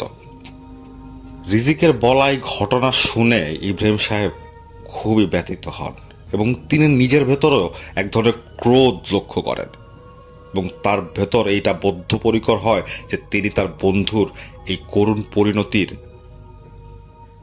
শেষ দেখে ছাড়বেন। তিনি রিজিককে বলেন তুমি চলে যাও, আমি আমার বন্ধুর এই মৃত্যুর প্রতিশোধ অবশ্যই নিব। তখন রিজিক ইব্রাহিম সাহেবকে বলে যে আপনিও কিন্তু ক্রোধের বশবর্তী হয়ে যাচ্ছেন, আপনার বন্ধুও যেই ভুলটা করেছে আপনিও কিন্তু সেই ভুলের দিকেই পা বাড়াচ্ছেন, আপনি দয়া করে এই কাজ কইরেন না। তখন ইব্রাহিম সাহেব রিজিককে বলে যে তুমি হয়তো আমার বন্ধুর লিখে যাওয়া কথাগুলো বোঝনি, সে তার এই করুণ পরিণতির প্রতিশোধ চায়, সেজন্যই কিন্তু সে আমাকে ডেকেছে এবং আমি আমার বন্ধুর কথা রাখব, তুমি চলে যাও। এই কথা বলে ইব্রাহিম সাহেব হাঁটতে হাঁটতে চলে আসেন জিকিরের বাড়িতে। তিনি তার বাবা মাকে বলেন যে আপনার ছেলে আত্মহত্যা করেনি, আপনার ছেলেকে মারা হয়েছে, আমি এর শেষ করে দিয়ে যাব, তা না হলে আপনাদের ফ্যামিলির উপর খুবই বিপদ। এই কথা বলে সেই দিনের মতো ইব্রাহিম সাহেব জিকিরদের বাড়িতে থেকে যান। রাতের বেলা তাহাজ্জুদের নামাজের পর তিনি তার বন্ধুকে স্মরণ করেন এবং চলে আসে দানিউদ। দানিউদ এসে জিজ্ঞেস করে কি হলো বন্ধু, তোমার মন খারাপ কেন? আমি জানি কেন মন খারাপ। তখন ইব্রাহিম সাহেব বলে আমি জানি তুমি জানো আমার কি হয়েছে, আমার কি সমস্যা, আমি কি চাই, তুমি আমাকে পথ দেখিয়ে দাও। তখন দানিউদ ইব্রাহিমকে বলে যে তুমি যে কাজ করতে চাচ্ছ তা কি তুমি আসলেই করতে চাচ্ছ? তখন ইব্রাহিম বলে যে হ্যাঁ। তখন দানিউদ বলে ঠিক আছে, তুমি যেহেতু করতে চাচ্ছ তোমার বন্ধুর জন্য, সেক্ষেত্রে আমিও আমার বন্ধুকে হেল্প করব। আজকে আমি চলে যাচ্ছি, কালকে আমি তোমাকে এমন এক জায়গায় নিয়ে যাব, সেই জায়গায় যাওয়ার ক্ষমতা আমার আছে, কিন্তু আমার যাওয়া ঠিক হবে না। সেখানে তুমি গেলেই ভালো হবে, এবং তোমাকে একটা কাজ করতে হবে। সেই কাজ করলেই একমাত্র এই শয়তানকে কাবু করা সম্ভব। এই কথা বলে দানিউদ চলে যায়। পরদিন সকালবেলা ইব্রাহিম সাহেব ফজর নামাজের পর বসেছিলেন এবং চিন্তা করছিলেন যে কিভাবে তিনি এই শয়তানকে শায়েস্তা করবেন। ঠিক তখনই দানিউদ এসে পৌঁছায়। দানিউদ এসে ইব্রাহিম সাহেবকে বলে, চলো। তখন ইব্রাহিম সাহেব তার বন্ধুর সাথে হাঁটা ধরেন। হঠাৎ তিনি দেখতে পান তার আশেপাশের দৃশ্যপট পাল্টিয়ে গেছে। তিনি একটা নদীর পাড়ে দাঁড়িয়ে আছেন এবং তার চারপাশটা অন্ধকার। দানিউদ তার সাথেই দাঁড়ানো, তাই ইব্রাহিম সাহেবের ভয় হচ্ছিল না। তখন দানিউদ ইব্রাহিমকে বলে যে, বন্ধু, তোমাকে এই নদীটা পার হয়ে ওই পারে যেতে হবে। ওই পারে গিয়ে কিছুক্ষণ হাঁটার পর তুমি দেখতে পাবে একটা বট গাছের নিচে একটা বুড়ি বসে সুতো পাকাচ্ছে। তুমি সেই বুড়ির কাছ থেকে এই সুতোটা নিয়ে আসবে। তুমি যদি এই সুতোটা নিয়ে আসতে পারো, একমাত্র সেক্ষেত্রেই আমাদের ওই শয়তানকে পরাজিত করা সম্ভব। তো এই কথা শোনার পর ইব্রাহিম সাহেব বলেন যে অবশ্যই আমি এই কাজ করব। তখন দানিউদ বলে যে তুমি এই কাজ আগেও করছো এবং তুমি জানো যে এইসব কাজ করতে গেলে কি কি সমস্যা হয়। অতএব আমি জানি তুমি পারবে, তারপরও বন্ধু হিসাবে তোমাকে আমি সতর্ক করে দিলাম। তুমি আবারও চিন্তা করো তুমি এই কাজ করবে কিনা। তো ইব্রাহিম সাহেব বদ্ধপরিকর ছিলেন, তিনি করবেনই। তার বন্ধুর মৃত্যুর প্রতিশোধ তিনি নেবেন। তিনি বলেন, দানিউদকে তুমি চিন্তা করো না, আমি যাচ্ছি। সেই নদীর পাড়েই একটা নৌকো বাঁধা ছিল। তিনি সেই নৌকো করে সেই নদী পার হওয়া শুরু করেন। তিনি যখন নদীর মাঝপথে হঠাৎ তিনি লক্ষ্য করেন যে তার নৌকাটা কিভাবে জানি একটু দুলছে, একটু অস্বাভাবিকভাবে দুলছে। হঠাৎ কে যেন লাফ দিয়ে তার নৌকার উপর এসে বসলো। তিনি দেখতে পান সেটা মানুষ না, সেটা একটা অদ্ভুত আকৃতির জন্তু, যার হাত পা চারটা এবং তার মুখটা সাপের মতো। এবং সে ইব্রাহিম সাহেবের গায়ের উপর পড়ে তাকে নিয়ে পানিতে পড়ে যায়। পানিতে পড়ার পর ইব্রাহিম সাহেব তলিয়ে যাচ্ছিলেন। তলিয়ে যাওয়ার এক পর্যায়ে তিনি বিভিন্ন সূরা পড়া শুরু করেন মনে মনে, এবং এক পর্যায়ে তিনি দেখেন তাকে সেই অবয়বটা ছেড়ে দিয়েছে। তিনি কোনোভাবে সাঁতরিয়ে আবার সেই নৌকায় ওঠেন। তিনি কোনোভাবে সেই নৌকাটা ওই নদীর ওপারে নিয়ে যান। ওপারে নিয়ে যখন তিনি নামেন, তিনি দেখতে পান তার চারপাশে প্রচণ্ড ঝড় শুরু হয়েছে এবং হঠাৎ কিছু বিশাল আকৃতির শেয়াল তাকে ঘিরে ধরল। তিনি তার পকেট থেকে সেই দানিউদের দেওয়া লাঠিটা বের করেন। লাঠিটা বের করার সাথে সাথেই ম্যাজিকের মতো সেই শেয়ালগুলো ভ্যানিশ হয়ে যায়। ইব্রাহিম সাহেব সামনে এগোতে থাকেন।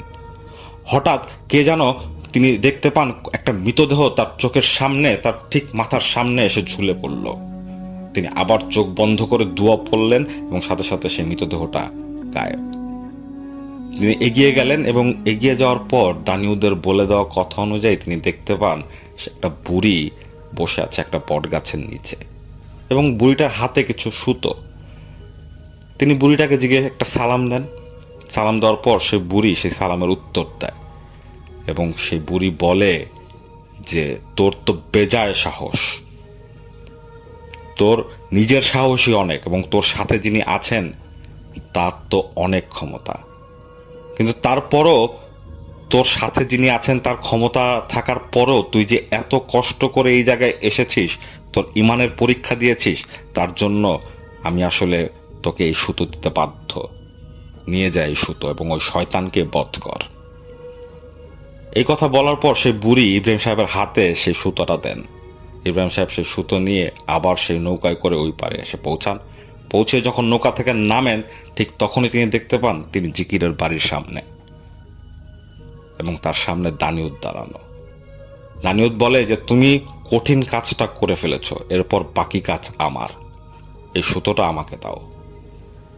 তো তখন ইব্রাহিম সাহেব সেই সুতোটা দানিউদকে দিল এবং দানিউদ বলল যে আজকে মাগরিবের নামাজের পর তুমি তোমার বন্ধুর কবরের সামনে আসবা, সেখানেই আমরা সেই শয়তানকে ধরব এবং তোমার সাথে করে সেই রিজিককে নিয়ে আসবা, ওকে দরকার।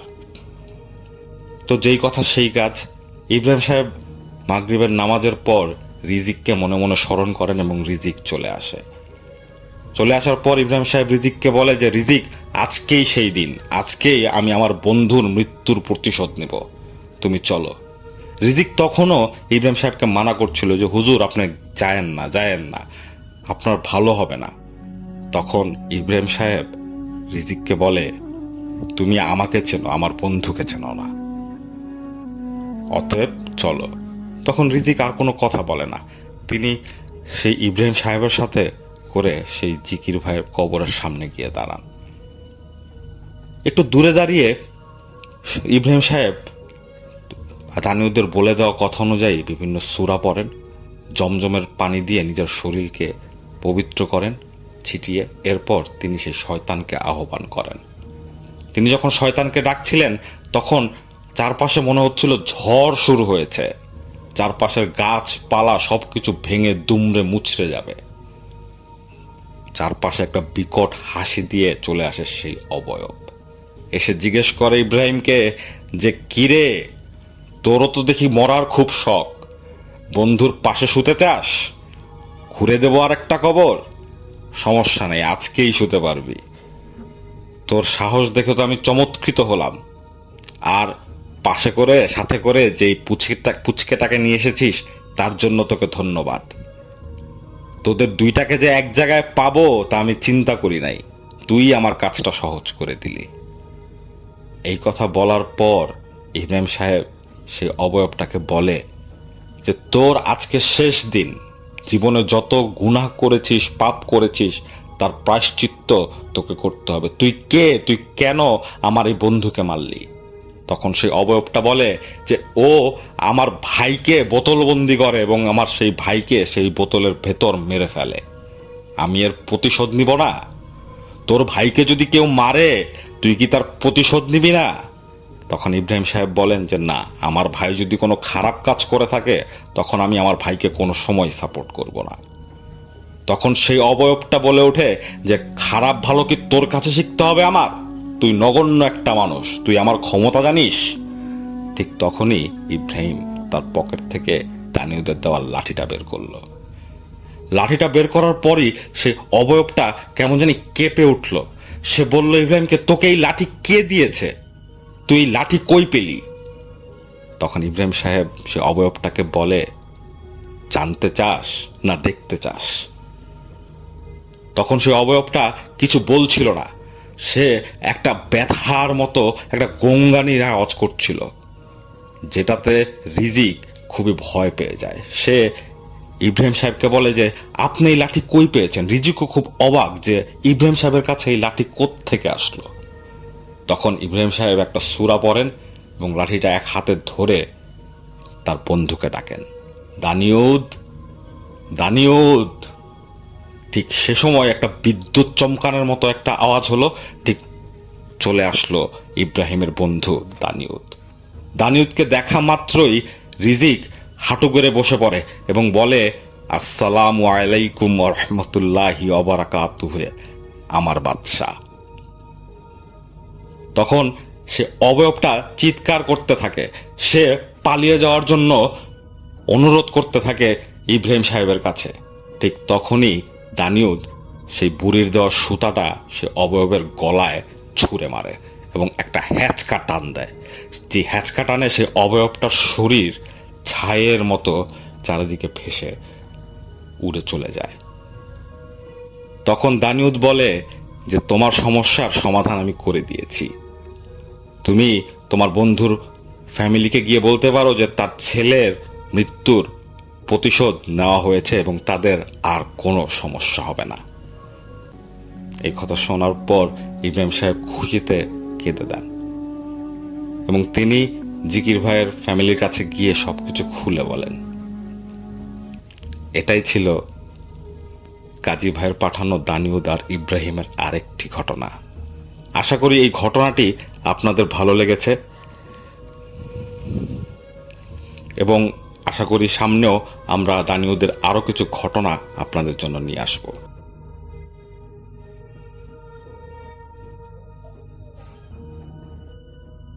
প্রিয় লিসেনার্স, এখন যে ঘটনাটি আমি আপনাদের সাথে শেয়ার করব এই ঘটনাটি ঢাকা শহরের একটি মেস বাসাকে কেন্দ্র করে। রিয়ন ভাই, যিনি বগুড়া জেলার দুপচাচিয়াতে ওনার বাড়ি, উনি এই মেসে যখন থাকতেন তখন ওনার সাথে কিছু ঘটনা ঘটে, যেটি উনি নিজে প্রত্যক্ষ করেছিলেন। সঙ্গত কারণে ওই মেসের নাম ঠিকানা আমাদেরকে বলেননি, মানে আমাকে বলেছেন, কিন্তু আপনাদেরকে বলতে বারণ করেছেন। এই কারণে এটি জানাজানি হলে হয়তোবা ওখানকার তো অনেকেই শোনে, কারণ আমাদের ঘটনাগুলো অনেকেই শোনে। যদি এটি জানাজানি হয় তাহলে ওখানে যারা থাকেন তাদের মধ্যে একটা প্যানিক সৃষ্টি হতে পারে, যার কারণে উনি ওই ঠিকানাটা বলতে চাননি, মানে প্রকাশ করতে চাননি সবার কাছে। তো উনি যে ঘটনাটি আমাদেরকে পাঠিয়েছেন, ঘটনাটি মোটামুটি বড়, আর ঘটনাটি উনি নিজে বলেছেন যে আমি যেন এটি এভাবে পড়ে শোনাই। তো আমার কাছে মনে হয়েছে যে আজকের এই এপিসোডে অন্যান্য ঘটনাগুলো আমি নিজেই আমার মতো করে পড়ে শোনাবো, মানে বলবো আর কি। এই ঘটনাটা আমি ওনার মতো করেই পড়ে শোনাচ্ছি, তাহলে আপনাদের বুঝতে আরো সুবিধা হবে। তো চলে যাচ্ছি সরাসরি ঘটনায়। আসসালামু আলাইকুম আফনান ভাই, আশা করি আল্লাহর রহমতে আপনি ভালোই আছেন। আমি রিয়ন, বগুড়া জেলার দুপচাচিয়া থানা থেকে বলছি। আমি আজকে যে ঘটনাটি শেয়ার করব সেটি ঘটে 2014 সালের শুরুর দিকে। আমি দেশের একটি খ্যাতনামা পাবলিক বিশ্ববিদ্যালয়ে প্রথম বর্ষে ভর্তি হয়েছিলাম এবং ঘটনাটি সেই সময়কার ঘটনা। ক্লাস শুরু হবে এপ্রিলে, সেই অনুযায়ী একটি মেস ঠিক করি। ঘটনাটি সেই মেসকে নিয়েই। আমি সরাসরি ঘটনাতে চলে যাচ্ছি। আমি যে মেসে গিয়ে উঠলাম সে মেসটি ছিল 6 তলা। কোনো এক কারণবশত যখন মেসটিতে উঠি তখন মেসটিতে খুব বেশি স্টুডেন্ট বা বোর্ডার ছিল না। প্রত্যেকটা ফ্লোরে সবগুলো ফ্ল্যাট মিলে 18টা করে রুম, তার মাঝে আবার 2টো করে ডাবল রুম, বাকি সব সিঙ্গেল। মেসে যখন উঠলাম তখন 6 তলা বাদে প্রায় সব ফ্লোরেই স্টুডেন্ট ছিল, তবে 4 ও 5 তলাতে স্টুডেন্ট সংখ্যা খুবই কম ছিল। যাই হোক, আমি 2 তলাতে পশ্চিমের একটি সিঙ্গেল রুমে উঠলাম। এত সুন্দর মেস, কিন্তু বর্ডার এত অল্প কেন, এটি দেখে প্রথমে একটু চিন্তায় পড়ে গিয়েছিলাম। ভাবলাম যে এই মেসে মনে হয় চুরি টুরি বেশি হয়, এই কারণে বোর্ডার বা স্টুডেন্ট সংখ্যা কম। কিন্তু পরে ভাবলাম মেস ভাড়া অনেক বেশি হওয়াতে হয়তো বর্ডার কম। যাই হোক, মেসের কিছু কথা আগে ক্লিয়ার করে নিই। আগেই বলেছি মেসটি ছিল 6 তলা। একদম ছাদের রুমটা ছিল টিভি রুম, আর রুমের বাইরের অংশের ছাদে রান্নার ব্যবস্থা ছিল। ছাদের অর্ধেকের এক অংশ ছিল টিভি রুম আর এক অংশ রান্নাঘর, আর বাকিটা খোলামেলা। তখন ফুটবলের প্রতি ব্যাপক একটা টান ছিল আমার। বাড়িতে রাত জেগে খেলা দেখতাম, মেসে উঠেও তার ব্যতিক্রম হলো না। রাত জেগে খেলা দেখতাম টিভি রুমে গিয়ে। কয়েকদিন ভালোভাবেই কাটলো। এর মাঝে যে কথাগুলো জানতে পারলাম তা খুবই অদ্ভুত ছিল। মেসটি পুরাতন হলেও মোটামুটি গত 2 বছর বন্ধ ছিল। এবছরই নতুন করে সংস্কার করে আবার চালু করা হয়েছে। আর 6 তলাতে কেউ থাকে না, কারণ সেখানে অদ্ভুত কিছু ঘটনা নাকি ঘটে। আগে যারা থাকতো তাদের ভাষ্য মতে টিভি রুমে প্রচুর শব্দ হতো। আবার 6 তলার রুমের বাইরে দিয়ে কারা জানি নাকি হাঁটাহাঁটি করত। ছাদে রান্নার জিনিসপত্র ভেঙে ফেলার শব্দও নাকি পাওয়া যেত রাতের বেলা। এজন্য বর্ডাররা অনেক ভয় পেত। একদম নিচে পর্যন্ত নাকি সেই শব্দ শোনা যেত, তাই সবাই মেস ছেড়ে দিত। সেই কারণেই মেস বন্ধ ছিল প্রায় 2 বছর। পরে হুজুর ডেকে দোয়া দুরুদ পড়ানো হয় এবং আবার মেস চালু করা হয়। এগুলো শুনেও না শোনার মতোই ভান করি, কারণ আমি ভেবেছিলাম এগুলো আজকাল কি হয়। 2014-তে ভূত প্রেত শব্দগুলো হাস্যকর হয়ে গিয়েছিল সবার কাছে। যাই হোক, এভাবেই চলে গেল বেশ কিছুদিন, প্রায় 2 মাস। এর মাঝে কোনো রকম কোনো অদ্ভুত কিছু আমার চোখে পড়ে না বা শুনতেও পাই না। এর মাঝে মেসের কিছু বড় ভাই আর বন্ধুর সাথে ভালো সম্পর্ক হয়ে যায় আমার। তখন আমরা প্রায় 10 জন মিলে 6 তলাতে ওঠার চিন্তা ভাবনা করি, কারণ 6 তলার রুমগুলো অপেক্ষাকৃত বড় ছিল আর অনেক বাতাস ও আলো পাওয়া যেত সেখানে।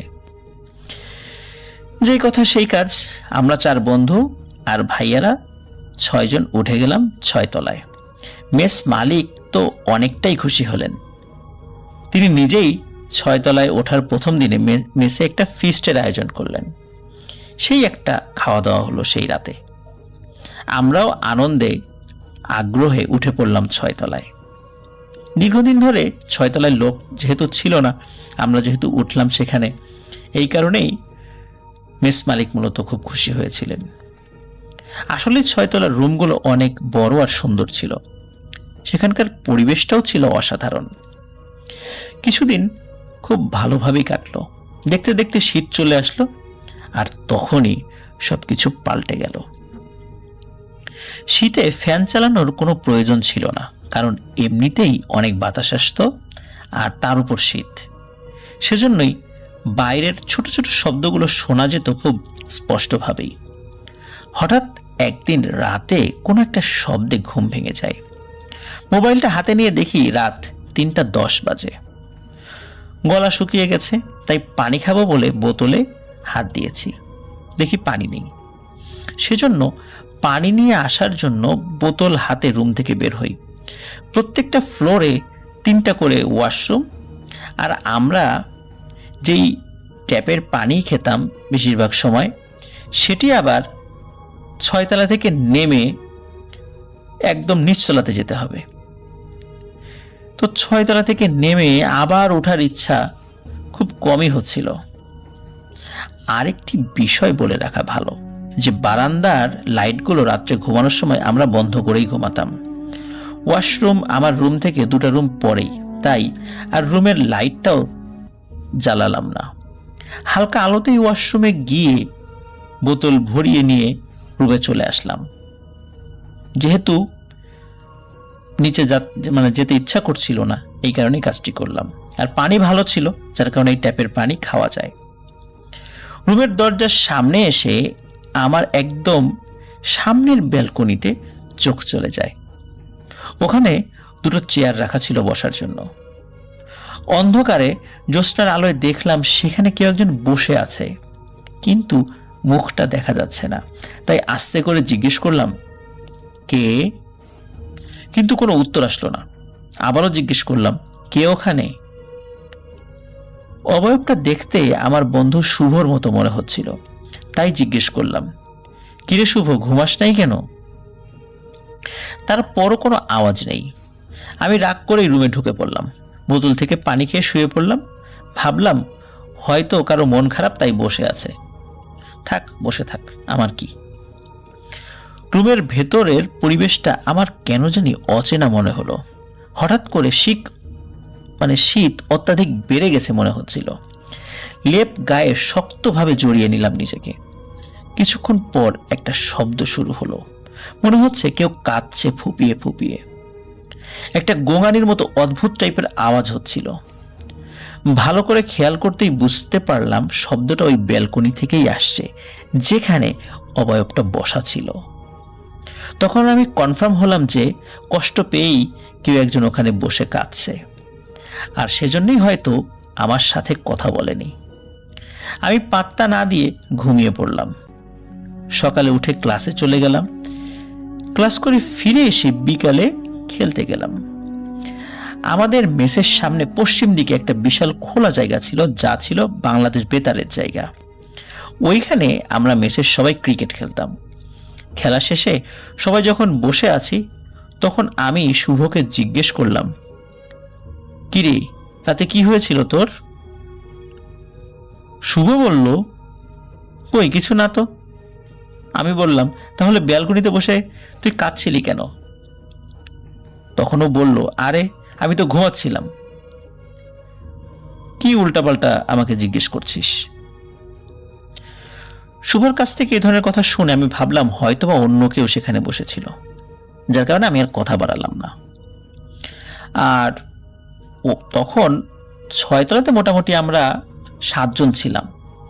সবাইকে জিজ্ঞেস করলাম, সবাই বলল যে না তো, আমরা কেউই সেখানে ছিলাম না।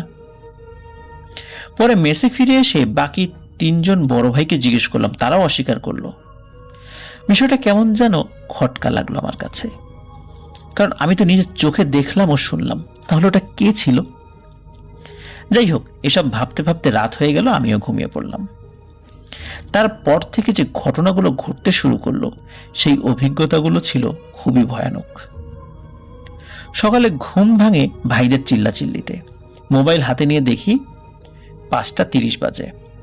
অনিচ্ছা সত্ত্বেও বের হয়ে দেখি সবাই নিচে যাচ্ছে দৌড়াদৌড়ি করে। আমিও নিচে গেলাম, গিয়ে দেখি আমার বন্ধু নাজমুল শুয়ে আছে ফ্লোরে একটা বিছানার উপর।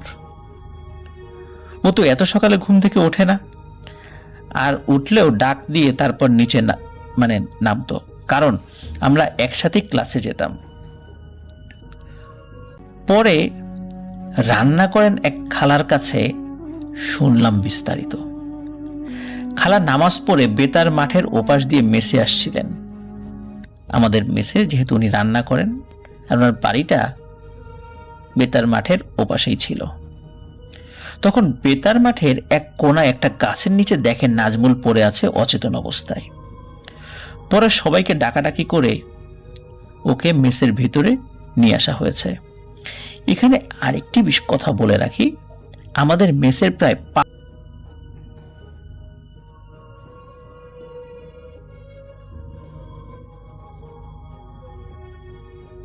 5 জন ম্যানেজার। বড় বড় আবাসিক হোটেলের মতো গ্রাউন্ড ফ্লোরে একটা রিসেপশন রয়েছে, তারা সেখানে বসে থাকেন। রাতেও 2 জন করে ডিউটি করেন। এছাড়াও 2টা সিকিউরিটি গার্ডও ছিলেন, তারা গেটে বসে থাকেন সারা রাত। কেউ রাত 1টার পর বাইরে গেলে বলে যেতে হয় গেটে, কারণ গেটের তালা কেবল ওনাদের কাছেই থাকে।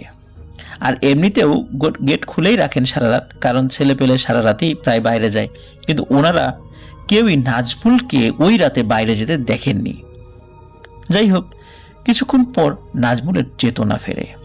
তারপর ওর কাছে কি হয়েছে জানতে চাইলে ও যা বলে তাতে আমাদের গায়ে কাটা দিয়ে ওঠে।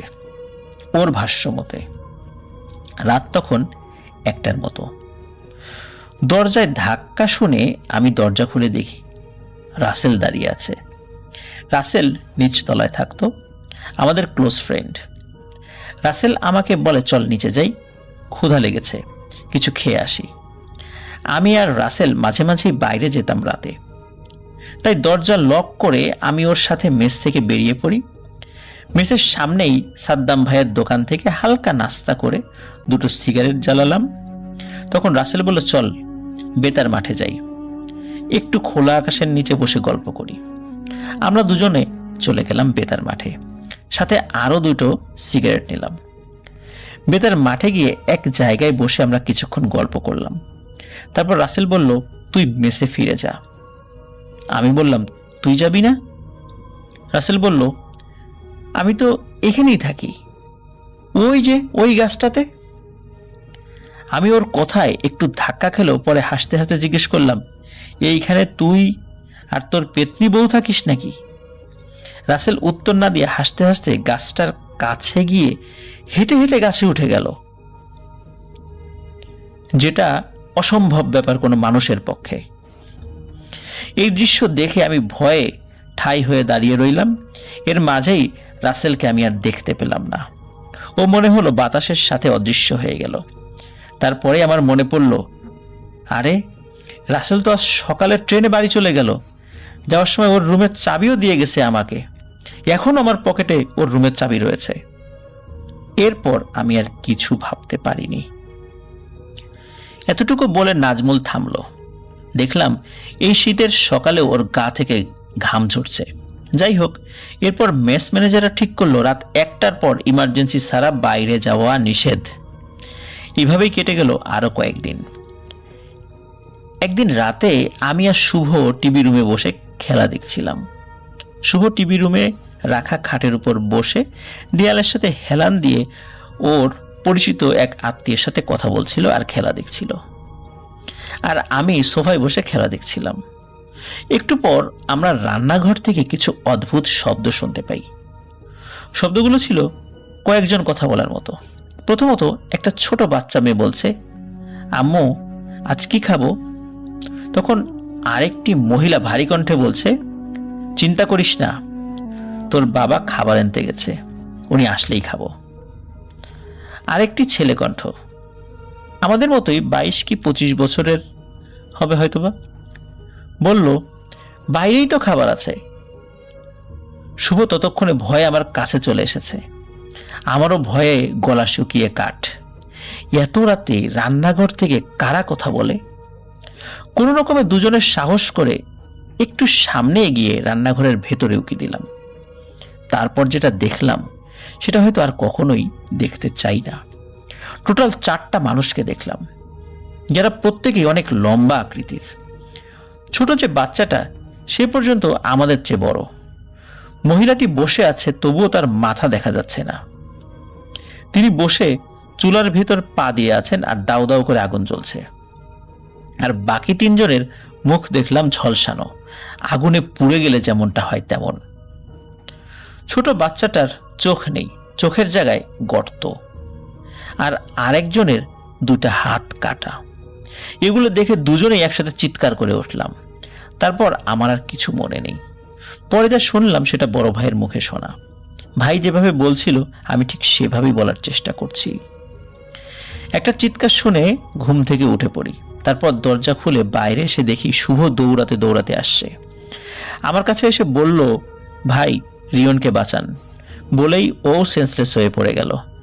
ততক্ষণে 6 তলার সবাই উঠে গিয়েছিল, আর নিচের ফ্লোরের কয়েকজন চলে এসেছিল।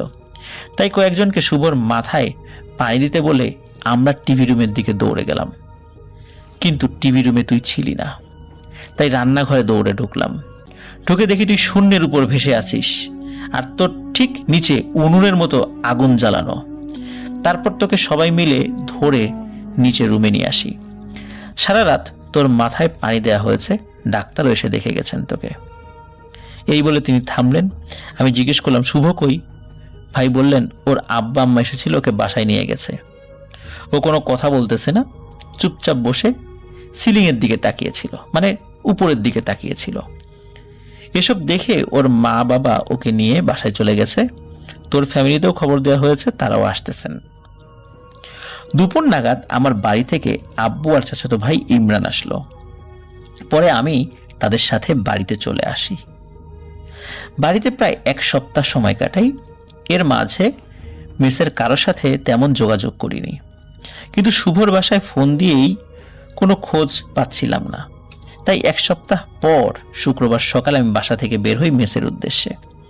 মেসে আসতে আসতে প্রায় 12:30 বেজে যায়। পরে গোসল দিয়ে নামাজ পড়তে যাই। নামাজ পড়ে এসে মেসের সামনের দোকানে সবাই জড়ো হই। অনেকেই নেই মেসে। বড় ভাইরা কয়েকজন বাসায় চলে গেছে। সবাই কুশলাদি জিজ্ঞেস করে কিছু সময় পর মেসের কথাগুলো বলতে শুরু করে। আমি মেস থেকে যেদিন বাসায় যাই সেদিনও ছিল শুক্রবার। আমি যাওয়ার পর রাতে মেসের সব অদ্ভুত ঘটনা ঘটে।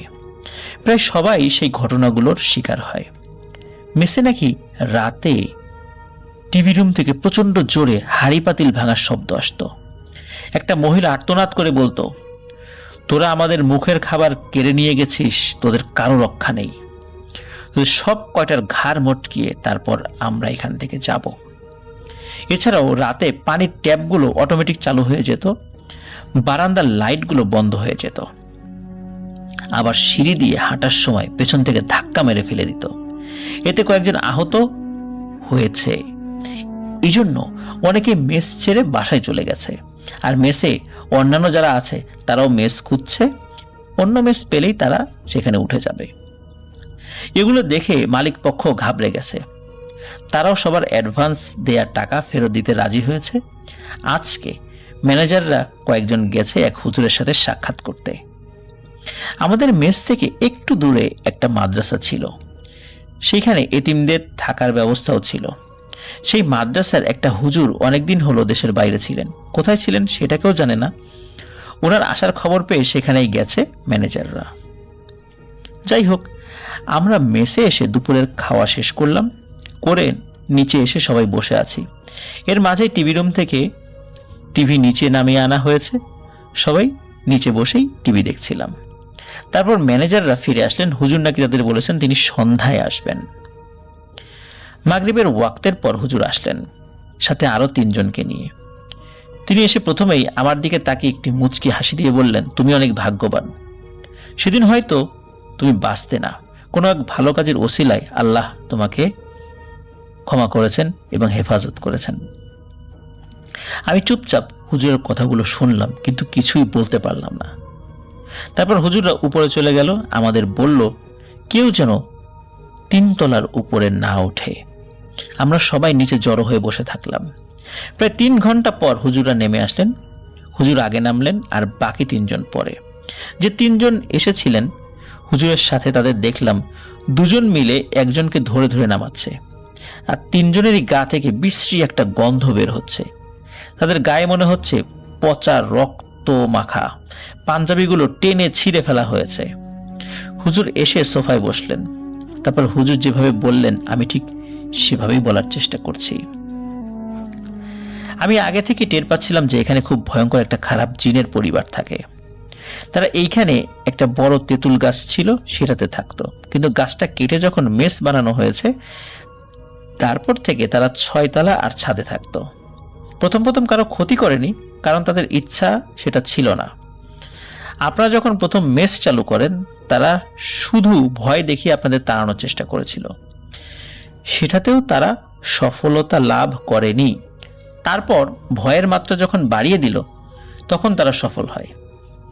আপনারা তো মেস বন্ধ করেছিলেন 2 বছরের মতো, তারপর আবার যখন মেস চালু করলেন তখন তারা প্রচণ্ড রেগে যায়। আর মেস বন্ধ করার সময় আপনারা যে হুজুরকে নিয়ে এসেছিলেন উনি জিনগুলোকে 6 তলার ওই ঘরগুলোর মালিকানা দিয়ে যান। তাছাড়া সেদিন সেই হুজুরকে মেরে ফেলা হতো যদি হুজুর এই কথাগুলো না বলে যেতেন। হুজুর নিচে এসে আপনাদের কি বলেছিল? তখন মেস ম্যানেজাররা বলল হুজুর বলেছিল এখানে থাকলে সবার ক্ষতি হবে, তাই মেস বন্ধ করে দিতে হবে। আবার 2-3 বছর পর চালু করতে পারবেন, তবে 6 তলায় কেউ যেন না থাকে, কারণ 6 তলা হুজুর ওই জিনেদেরকে থাকতে বলেছিলেন। তখন বর্তমান এই হুজুর আবার বলতে শুরু করলেন, হ্যাঁ উনি বলেছিলেন, কারণ ওনাকে বলা হয়েছিল এটা বলতে। আপনারা যদি 6 তলায় কাউকে না উঠতে দিতেন তাহলে সব ঠিক থাকতো, কিন্তু 6 তলায় যখন ছেলেদেরকে উঠিয়েছেন তখন থেকে তারা প্রচণ্ড রেগে যায়, কারণ ওয়াদা মাফিক তারা সেখানেই থাকা যোগ্য, কিন্তু আপনারা তাদের কথা রাখেননি। তাদের সাথে যে প্রতিশ্রুতি হয়েছিল সেই কথাগুলো আপনারা ভঙ্গ করেছেন, আর বিভিন্নভাবে আপনাদের ক্ষতি করার তারা চেষ্টা শুরু করেছে। এই যে 2 ছেলে, এটা রিয়ন এবং শুভ ভাইকে দেখিয়েছে আর কি। এই যে 2 ছেলে, ওরা তো সেদিন বাঁচার কথা ছিল না। এই ছেলেটাকে আমি বলতে বোঝাচ্ছে রিয়ন ভাই, এই ছেলেটাকে তারা খেতে চেয়েছিল। আর আরেকটা ছেলে মানে শুভ, যে আরেকটা ছেলের সাথে ওদের বাচ্চা মেয়েটাকে পাঠিয়ে দেয়। ওই বাচ্চা জিনটা এখন ওই ছেলের সাথে আছে, আর এদেরকে আমি বন্দি করে নিয়ে যাচ্ছি আমার সাথে। এরা খুবই ভয়ঙ্কর ও শক্তিশালী জিন। এদের মধ্যে 2 জন নেই, একটা বাচ্চা জিন যেটা ওই ছেলের সাথে আছে, মানে শুভর সাথে আছে, আর একটা শক্তিশালী জিন, আর একটা শক্তিশালী ছেলে জিন যে কোথায় আছে আমি জানি না। আপনারা মেসের 6 তলায় আর কাউকে উঠতে দিয়েন না, পারলে রান্না করার ব্যবস্থা নিচেই করেন, টিভি রুমটাও নিচে নিয়ে এসেছেন, ভালো হয়েছে। এই বলে হুজুর তার শিষ্যদের নিয়ে চলে গেলেন। তখন আমি চিন্তায় পড়ে গেলাম শুভকে নিয়ে। যেহেতু হুজুর বলল শুভর সাথে সেই বাচ্চা মেয়ে জিনটা আছে, তাহলে শুভর কোনো ক্ষতি হবে না তো? আর এমনিতেই শুভর কোনো খোঁজ পাওয়া যাচ্ছে না। তাই আমি দৌড়ে মেস থেকে বের হয়ে হুজুরের কাছে গেলাম। হুজুরকে শুভর কথা জিজ্ঞেস করলে হুজুর বলল, তুমি চিন্তা করো না বাবা, উপরে আল্লাহ পাক আছেন, তিনি সব ঠিক করে দেবেন। তোমার বন্ধু 3 দিন পর মেসে চলে আসবে। তার ঠিক 3 দিন পরই শুভ মেসে ফিরে আসে। আর এই 3 দিনে মেসে কোনো অদ্ভুত ঘটনাও ঘটেনি, সব কিছু স্বাভাবিক হয়ে যায়। এই ছিল আমার ঘটনা। এটার বাস্তবতা প্রমাণ করার জন্য সাক্ষীর অভাব হবে না, কারণ মেসের প্রায় সবাই এই ঘটনাগুলোর সাক্ষী। ঘটনাটি পড়ে শোনালে খুশি হতাম, আর শুভর সাথে কি ঘটেছিল সেটি আরেকদিন বলবো।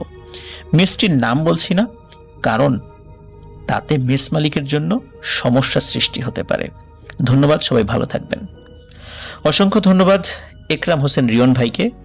ওনাদের মেসে দীর্ঘদিন ধরে ঘটে যাওয়া ভয়ানক ঘটনা খুব চমৎকারভাবে লিখে পাঠিয়েছেন। আমি নিজেও পড়ছিলাম আপনার ঘটনা, আমি খুবই শিহরিত হয়েছি আপনার ঘটনা। আশা করি লিসেনারদেরও ভালো লেগেছে। তো শুভর সাথে পরবর্তীতে কি হলো আশা করছি খুব দ্রুত আপনি সেটি আমাদেরকে পাঠাবেন, এবং লিসেনাররাও হয়তো বা খুব আগ্রহী থাকবেন যে শুভর সাথে যেহেতু ওই ভয়ঙ্কর পিশাচ জিন, যেটি বাচ্চা জিন, ওর সাথে রয়েছে, তাহলে ও কিভাবে মুক্তি পেল, বা ওর সাথে এখনো কি কোনো ঘটনা ঘটে চলছে। প্রিয় লিসেনার্স, এটি ছিল এই ঘটনা।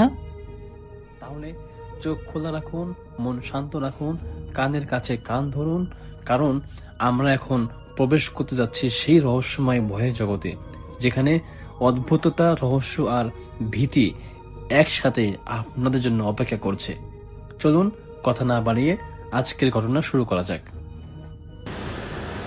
গ্রামের কবরস্থানের পাশেই বাস করত নাসিম মিয়া। রাতে কবরস্থানের লোকজনের যায় না, কারণ লোকজন বলে গভীর রাতে নাকি সেখানে একজন অচেনা মানুষ ঘুরে বেড়াতে দেখা যায়, যার মুখ থেকে সম্পূর্ণ অন্ধকারে ঢাকা। একদিন রাতে খবর এলো গ্রামের এক বৃদ্ধ লোক মারা গেছেন, আর পরের দিন সকালেই দাফন করতে হবে। গ্রামের ইমাম সাহেব নাসিমকে বললেন, মাটি একটু নরম করে রেখে যাস, সকালে দাফন করব। নাসিম সাহস করে রাত 1টার দিকে কোদাল নিয়ে কবরস্থানে গেল। চারপাশে ভীষণ কুয়াশা থরথরে জমে আছে, হাওয়া নেই, শব্দ নেই, মনে হচ্ছে যে পুরো পৃথিবী যেন ঘুমিয়ে আছে। নাসিম সব কিছু থেকে মনোযোগ বের করে দিয়ে মাটি খোঁড়ার কাজ শুরু করলো। কোথাও কোনো শব্দ নেই, শুধু তার কোদালের শব্দ, যেটা ঠক ঠক করে মাটি খুঁড়তেছিল। হঠাৎ কাজ থামাবা না, একটা ভারী কালো গলার স্বর বেজে উঠল। নাসিম চমকে উঠে পিছনে ফিরল। পিছনে দাঁড়িয়ে আছে একজন মানুষ, লম্বা, অস্বাভাবিক লম্বা, একদম 60 ফুটের মতো। লোকটার মুখ অসম্পূর্ণ অন্ধকার, চোখ মুখ কিচ্ছু দেখা যাচ্ছে না, শুধু শরীরটা দেখা যাচ্ছে কুয়াশার ভেতরে মোটা ছায়ার মতো। নাসিম কাপা গলায় বলল, কে কে আপনি? লোকটা ধীরে ধীরে কবরের দিকে তাকালো এবং বলল, ওই কবরটা আমার। নাসিম হতভাগ, সে বলল, না, এটা গ্রামের একজন মৃত বৃদ্ধের জন্য। লোকটা আবার মাথা নিচু করে সে বলল, এটা বিকৃত দমবন্ধ হাসি দিয়ে বলল, কবর খুঁড়ছে, দেখোনি আমি ভেতরে আছি। নাসিম উপরে উঠে দেখে তার পুরো শরীর ঠান্ডা হয়ে গেল। কবরের ভেতর থেকে আস্তে আস্তে ঠক ঠক শব্দ আসছে, মনে হচ্ছে কেউ ভেতর থেকে মাটি খুঁড়ছে। নাসিম ভয় পেয়ে পিছিয়ে গেল, কিন্তু সেই কালো মুখের লোকটা এক লাফে কবরের কিনারায় উঠে দাঁড়ালো। তার দু চোখ হঠাৎ জ্বলে উঠল লাল আগুনের মতো। ও বলল, আজ আর কাউকে দাফন করা লাগবে না, কারণ আজ কবরের ভেতরে মানুষটাই উঠবে। ঠিক সেই মুহূর্তে মাটির নিচ থেকে একটা হাত বেরিয়ে এলো, কালো শুকনো হাড় বের হওয়া হাত, যেন বহু বছর আগে পচে গেছে। হাতটা মাটি ভেদ করে উঠে এলো, তারপর আরেকটা হাত উঠে এলো। নাসিম এসব কাণ্ড দেখে একদম দৌড়তে চাইল ভয়ে, কিন্তু সেই লম্বা লোক তার সামনে এসে দাঁড়ালো। তার মাথায় ধীরে ধীরে হাত রেখে বলল, থামো, আরেকটু দেখে যাও। মাটির ভেতর থেকে এবার পুরো একটা মুখ বের হয়ে এলো। মুখটা এতটাই পচা যে চামড়া ঝুলে পড়েছে, চোখ নেই, খালি গর্ত আছে জায়গায় জায়গায়। হঠাৎ সে মৃত দেহটা পুরো উঠে দাঁড়ালো, কবরের মাটির ওপরে মুখ খুলে বলল, আমার কবর কে খুলছে? তারপর সেই অচেনা লম্বা মানুষটা মৃত দেহটার হাত ধরে বলল, চলো আজ রাতেই আমরা অন্য কাউকে নিয়ে যাব। দুজন ধীরে ধীরে নাসিমের দিকে এগিয়ে এলো। নাসিম চিৎকার করে দৌড়ে পালালো। পরদিন সকালে ইমাম সাহেব নাসিমকে অচেতন অবস্থায় কবরস্থানের বাইরে পেলেন। তার কোদাল ভাঙ্গা, মাটি উল্টা পাল্টা, কিন্তু কবরটা পরিপূর্ণভাবে বন্ধ ছিল। শুধু একটাই অদ্ভুত জিনিস পাওয়া গেল, কবরের মাঝখানে গভীরভাবে লেখা, আগামী কবর তোমার। তো এইরকম হওয়ার পরে যখন গ্রামের মধ্যে এসব বিষয় নিয়ে তোলপাড় হয়ে গেল এবং নাসিম কবরস্থান যা দেখেছিল সেটা গ্রামের কেউ প্রথমে বিশ্বাস করেনি, কিন্তু তার আচরণ পুরো বদলে গেল। রাতে ঘুম যেতে পারতো না, সবসময় দরজার দিকে অন্যমনস্ক হয়ে তাকিয়ে থাকতো, কারণ সে জানতো কবরে সেই দুইজন আবার ফিরে আসবে। তখন রাত 1-3টা বাজে, দরজায় টোকা আসলো। তৃতীয় রাত, গ্রামের লাইট তখন ঝাপসা, বৃষ্টি পড়ছে টুপটুপ করে। নাসিম ঠিক 3টার সময় শুনলো ঠকঠক আওয়াজ, যেন তার দরজায় কেউ টোকা দিল। এই টোকাটা ঠিক কবরের ভেতর থেকে আসা সে আগের শব্দের মতোই ছিল। সে কাপা গলায় জিজ্ঞাসা করলো, কে? কিন্তু কোনো উত্তর নেই। কিছুক্ষণ পরে আবারও ঠকঠক আওয়াজ হলো। এবার টোকাটা আরও জোরে দেওয়া হলো। নাসিম ভয় পেয়ে চিৎকার করতে যাচ্ছিল, ঠিক তখনই দরজার ওপাশ থেকে খুব ধীরে একটা কণ্ঠ শোনা গেল, কবর খুলছো তুমি? এই সেই পচা মৃতদেহের কণ্ঠ। নাসিম পিছনে হাঁটতে লাগলো। তার বুকের ধুকপুকানি বাহির থেকেও শোনা যাবে মনে হচ্ছিল। হঠাৎ দরজার নিচ থেকেই কট করে খুলে গেল। ফাঁকটুকু দিয়ে কেউ দাঁড়িয়ে নেই, শুধু অন্ধকার। কিন্তু অন্ধকারের ভেতরে থেকে দুটো লাল আগুনের মতো চোখ জ্বলে উঠল। এটা সেই 7 ফিট লম্বা মানুষ যে নাসিমকে কবরস্থানে থামিয়েছিল। সে খুব ধীরে ধীরে ভেতরে ঢুকলো। তার সাথে বাতাসে জমে বরফের মতো ঠান্ডা হয়ে গেছে। সে বলল, আমরা এসে গেছি, আজ রাতে তোমাকে নিয়ে যাব। যখন ঘরের ভেতরে মৃতদেহ ঢুকলো, হঠাৎ বিছানার নিচ থেকে একটা আওয়াজ হলো, ঘস ঘস করে, যেন মাটিতে কিছু একটা টেনে নিয়ে ওঠার শব্দ। নাসিম তাকিয়ে দেখল বিছানার নিচ থেকে সেই মৃত বৃদ্ধের পচা মুখ বের হয়ে আসছে। তার চোখ নেই, চামড়া ঝুলে আছে, কিন্তু মুখে এক অদ্ভুত হাসি। সে বলল, আমার কবর তুমি খুলেছ, এবার তুমি ভরবে। দুটি কালো হাত নাসিমের গোড়ালি ধরে টান দিল। নাসিম জোরে চিৎকার করে উঠল, কিন্তু তার কণ্ঠ দিয়ে কোনো শব্দ বের হলো না। শব্দ যেন একদম হারিয়ে গেছে। ঘরের আলো পুরোপুরিভাবে নিভে গেল, শুধু সেই লাল দুটি চোখ জ্বলছে। লম্বা মানুষটা বলল, আজ রাতেই শেষ, চলো।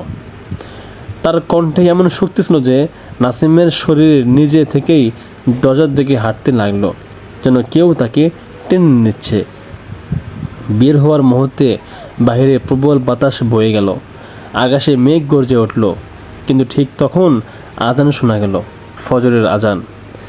লাল চোখের মানুষটা থমকে গেল, পা পিছনে যেতে লাগলো। মৃত্যুর দেহটা ছায়ার মতো মিলিয়ে গেল। লম্বা মানুষটাও শেষবারের মতো বলল, আজকে বাঁচলে, কিন্তু পরের রাতেও আজান হবে না। এবং এক মুহূর্তের মধ্যে পরিপূর্ণ ঘর ফাঁকা হয়ে গেল। পরদিন সকালে নাসিমের ঘরের দরজার পাশে মাটিতে 3টা দাগ দেখা গেল, যেন কেউ ধারালো নখ দিয়ে টেনে নিয়েছে। আবার দরজার লেখা, পরের কবর খোলা আছে। নাসিম জানে এটা শেষ হয়নি, সে লম্বা মানুষ আর মৃত বৃদ্ধ আবারও ফিরে আসবে। আজকের মতো এতটুকুই ছিল। যারা অনেক ধৈর্য নিয়ে এতটুকু পর্যন্ত গল্পটা শুনেছেন, আপনারা অবশ্যই আপনাদের মূল্যবান মতামত কমেন্টে জানিয়ে দেবেন। এবং অবশ্যই আপনারা লাইক কমেন্ট সাবস্ক্রাইব সব কিছু করবেন। আপনাদের লাইক কমেন্ট সাবস্ক্রাইব এগুলো দেখলে আমাদেরকে হাজারবার গল্প বলার অনুপ্রেরণা যোগায়। আমি চাই আপনারা অবশ্যই এই ভিডিওর কমেন্টে আপনাদের মূল্যবান মন্তব্য জানিয়ে দেবেন। ধন্যবাদ সবাইকে, ধন্যবাদ অডিয়েন্সদেরকে। দেখা হচ্ছে আগামী কোনো একটা এপিসোডে। ততক্ষণ পর্যন্ত সবাই ভালো থাকবেন, সুখে থাকবেন ইনশাল্লাহ। আসসালামু আলাইকুম রহমতুল্লাহ।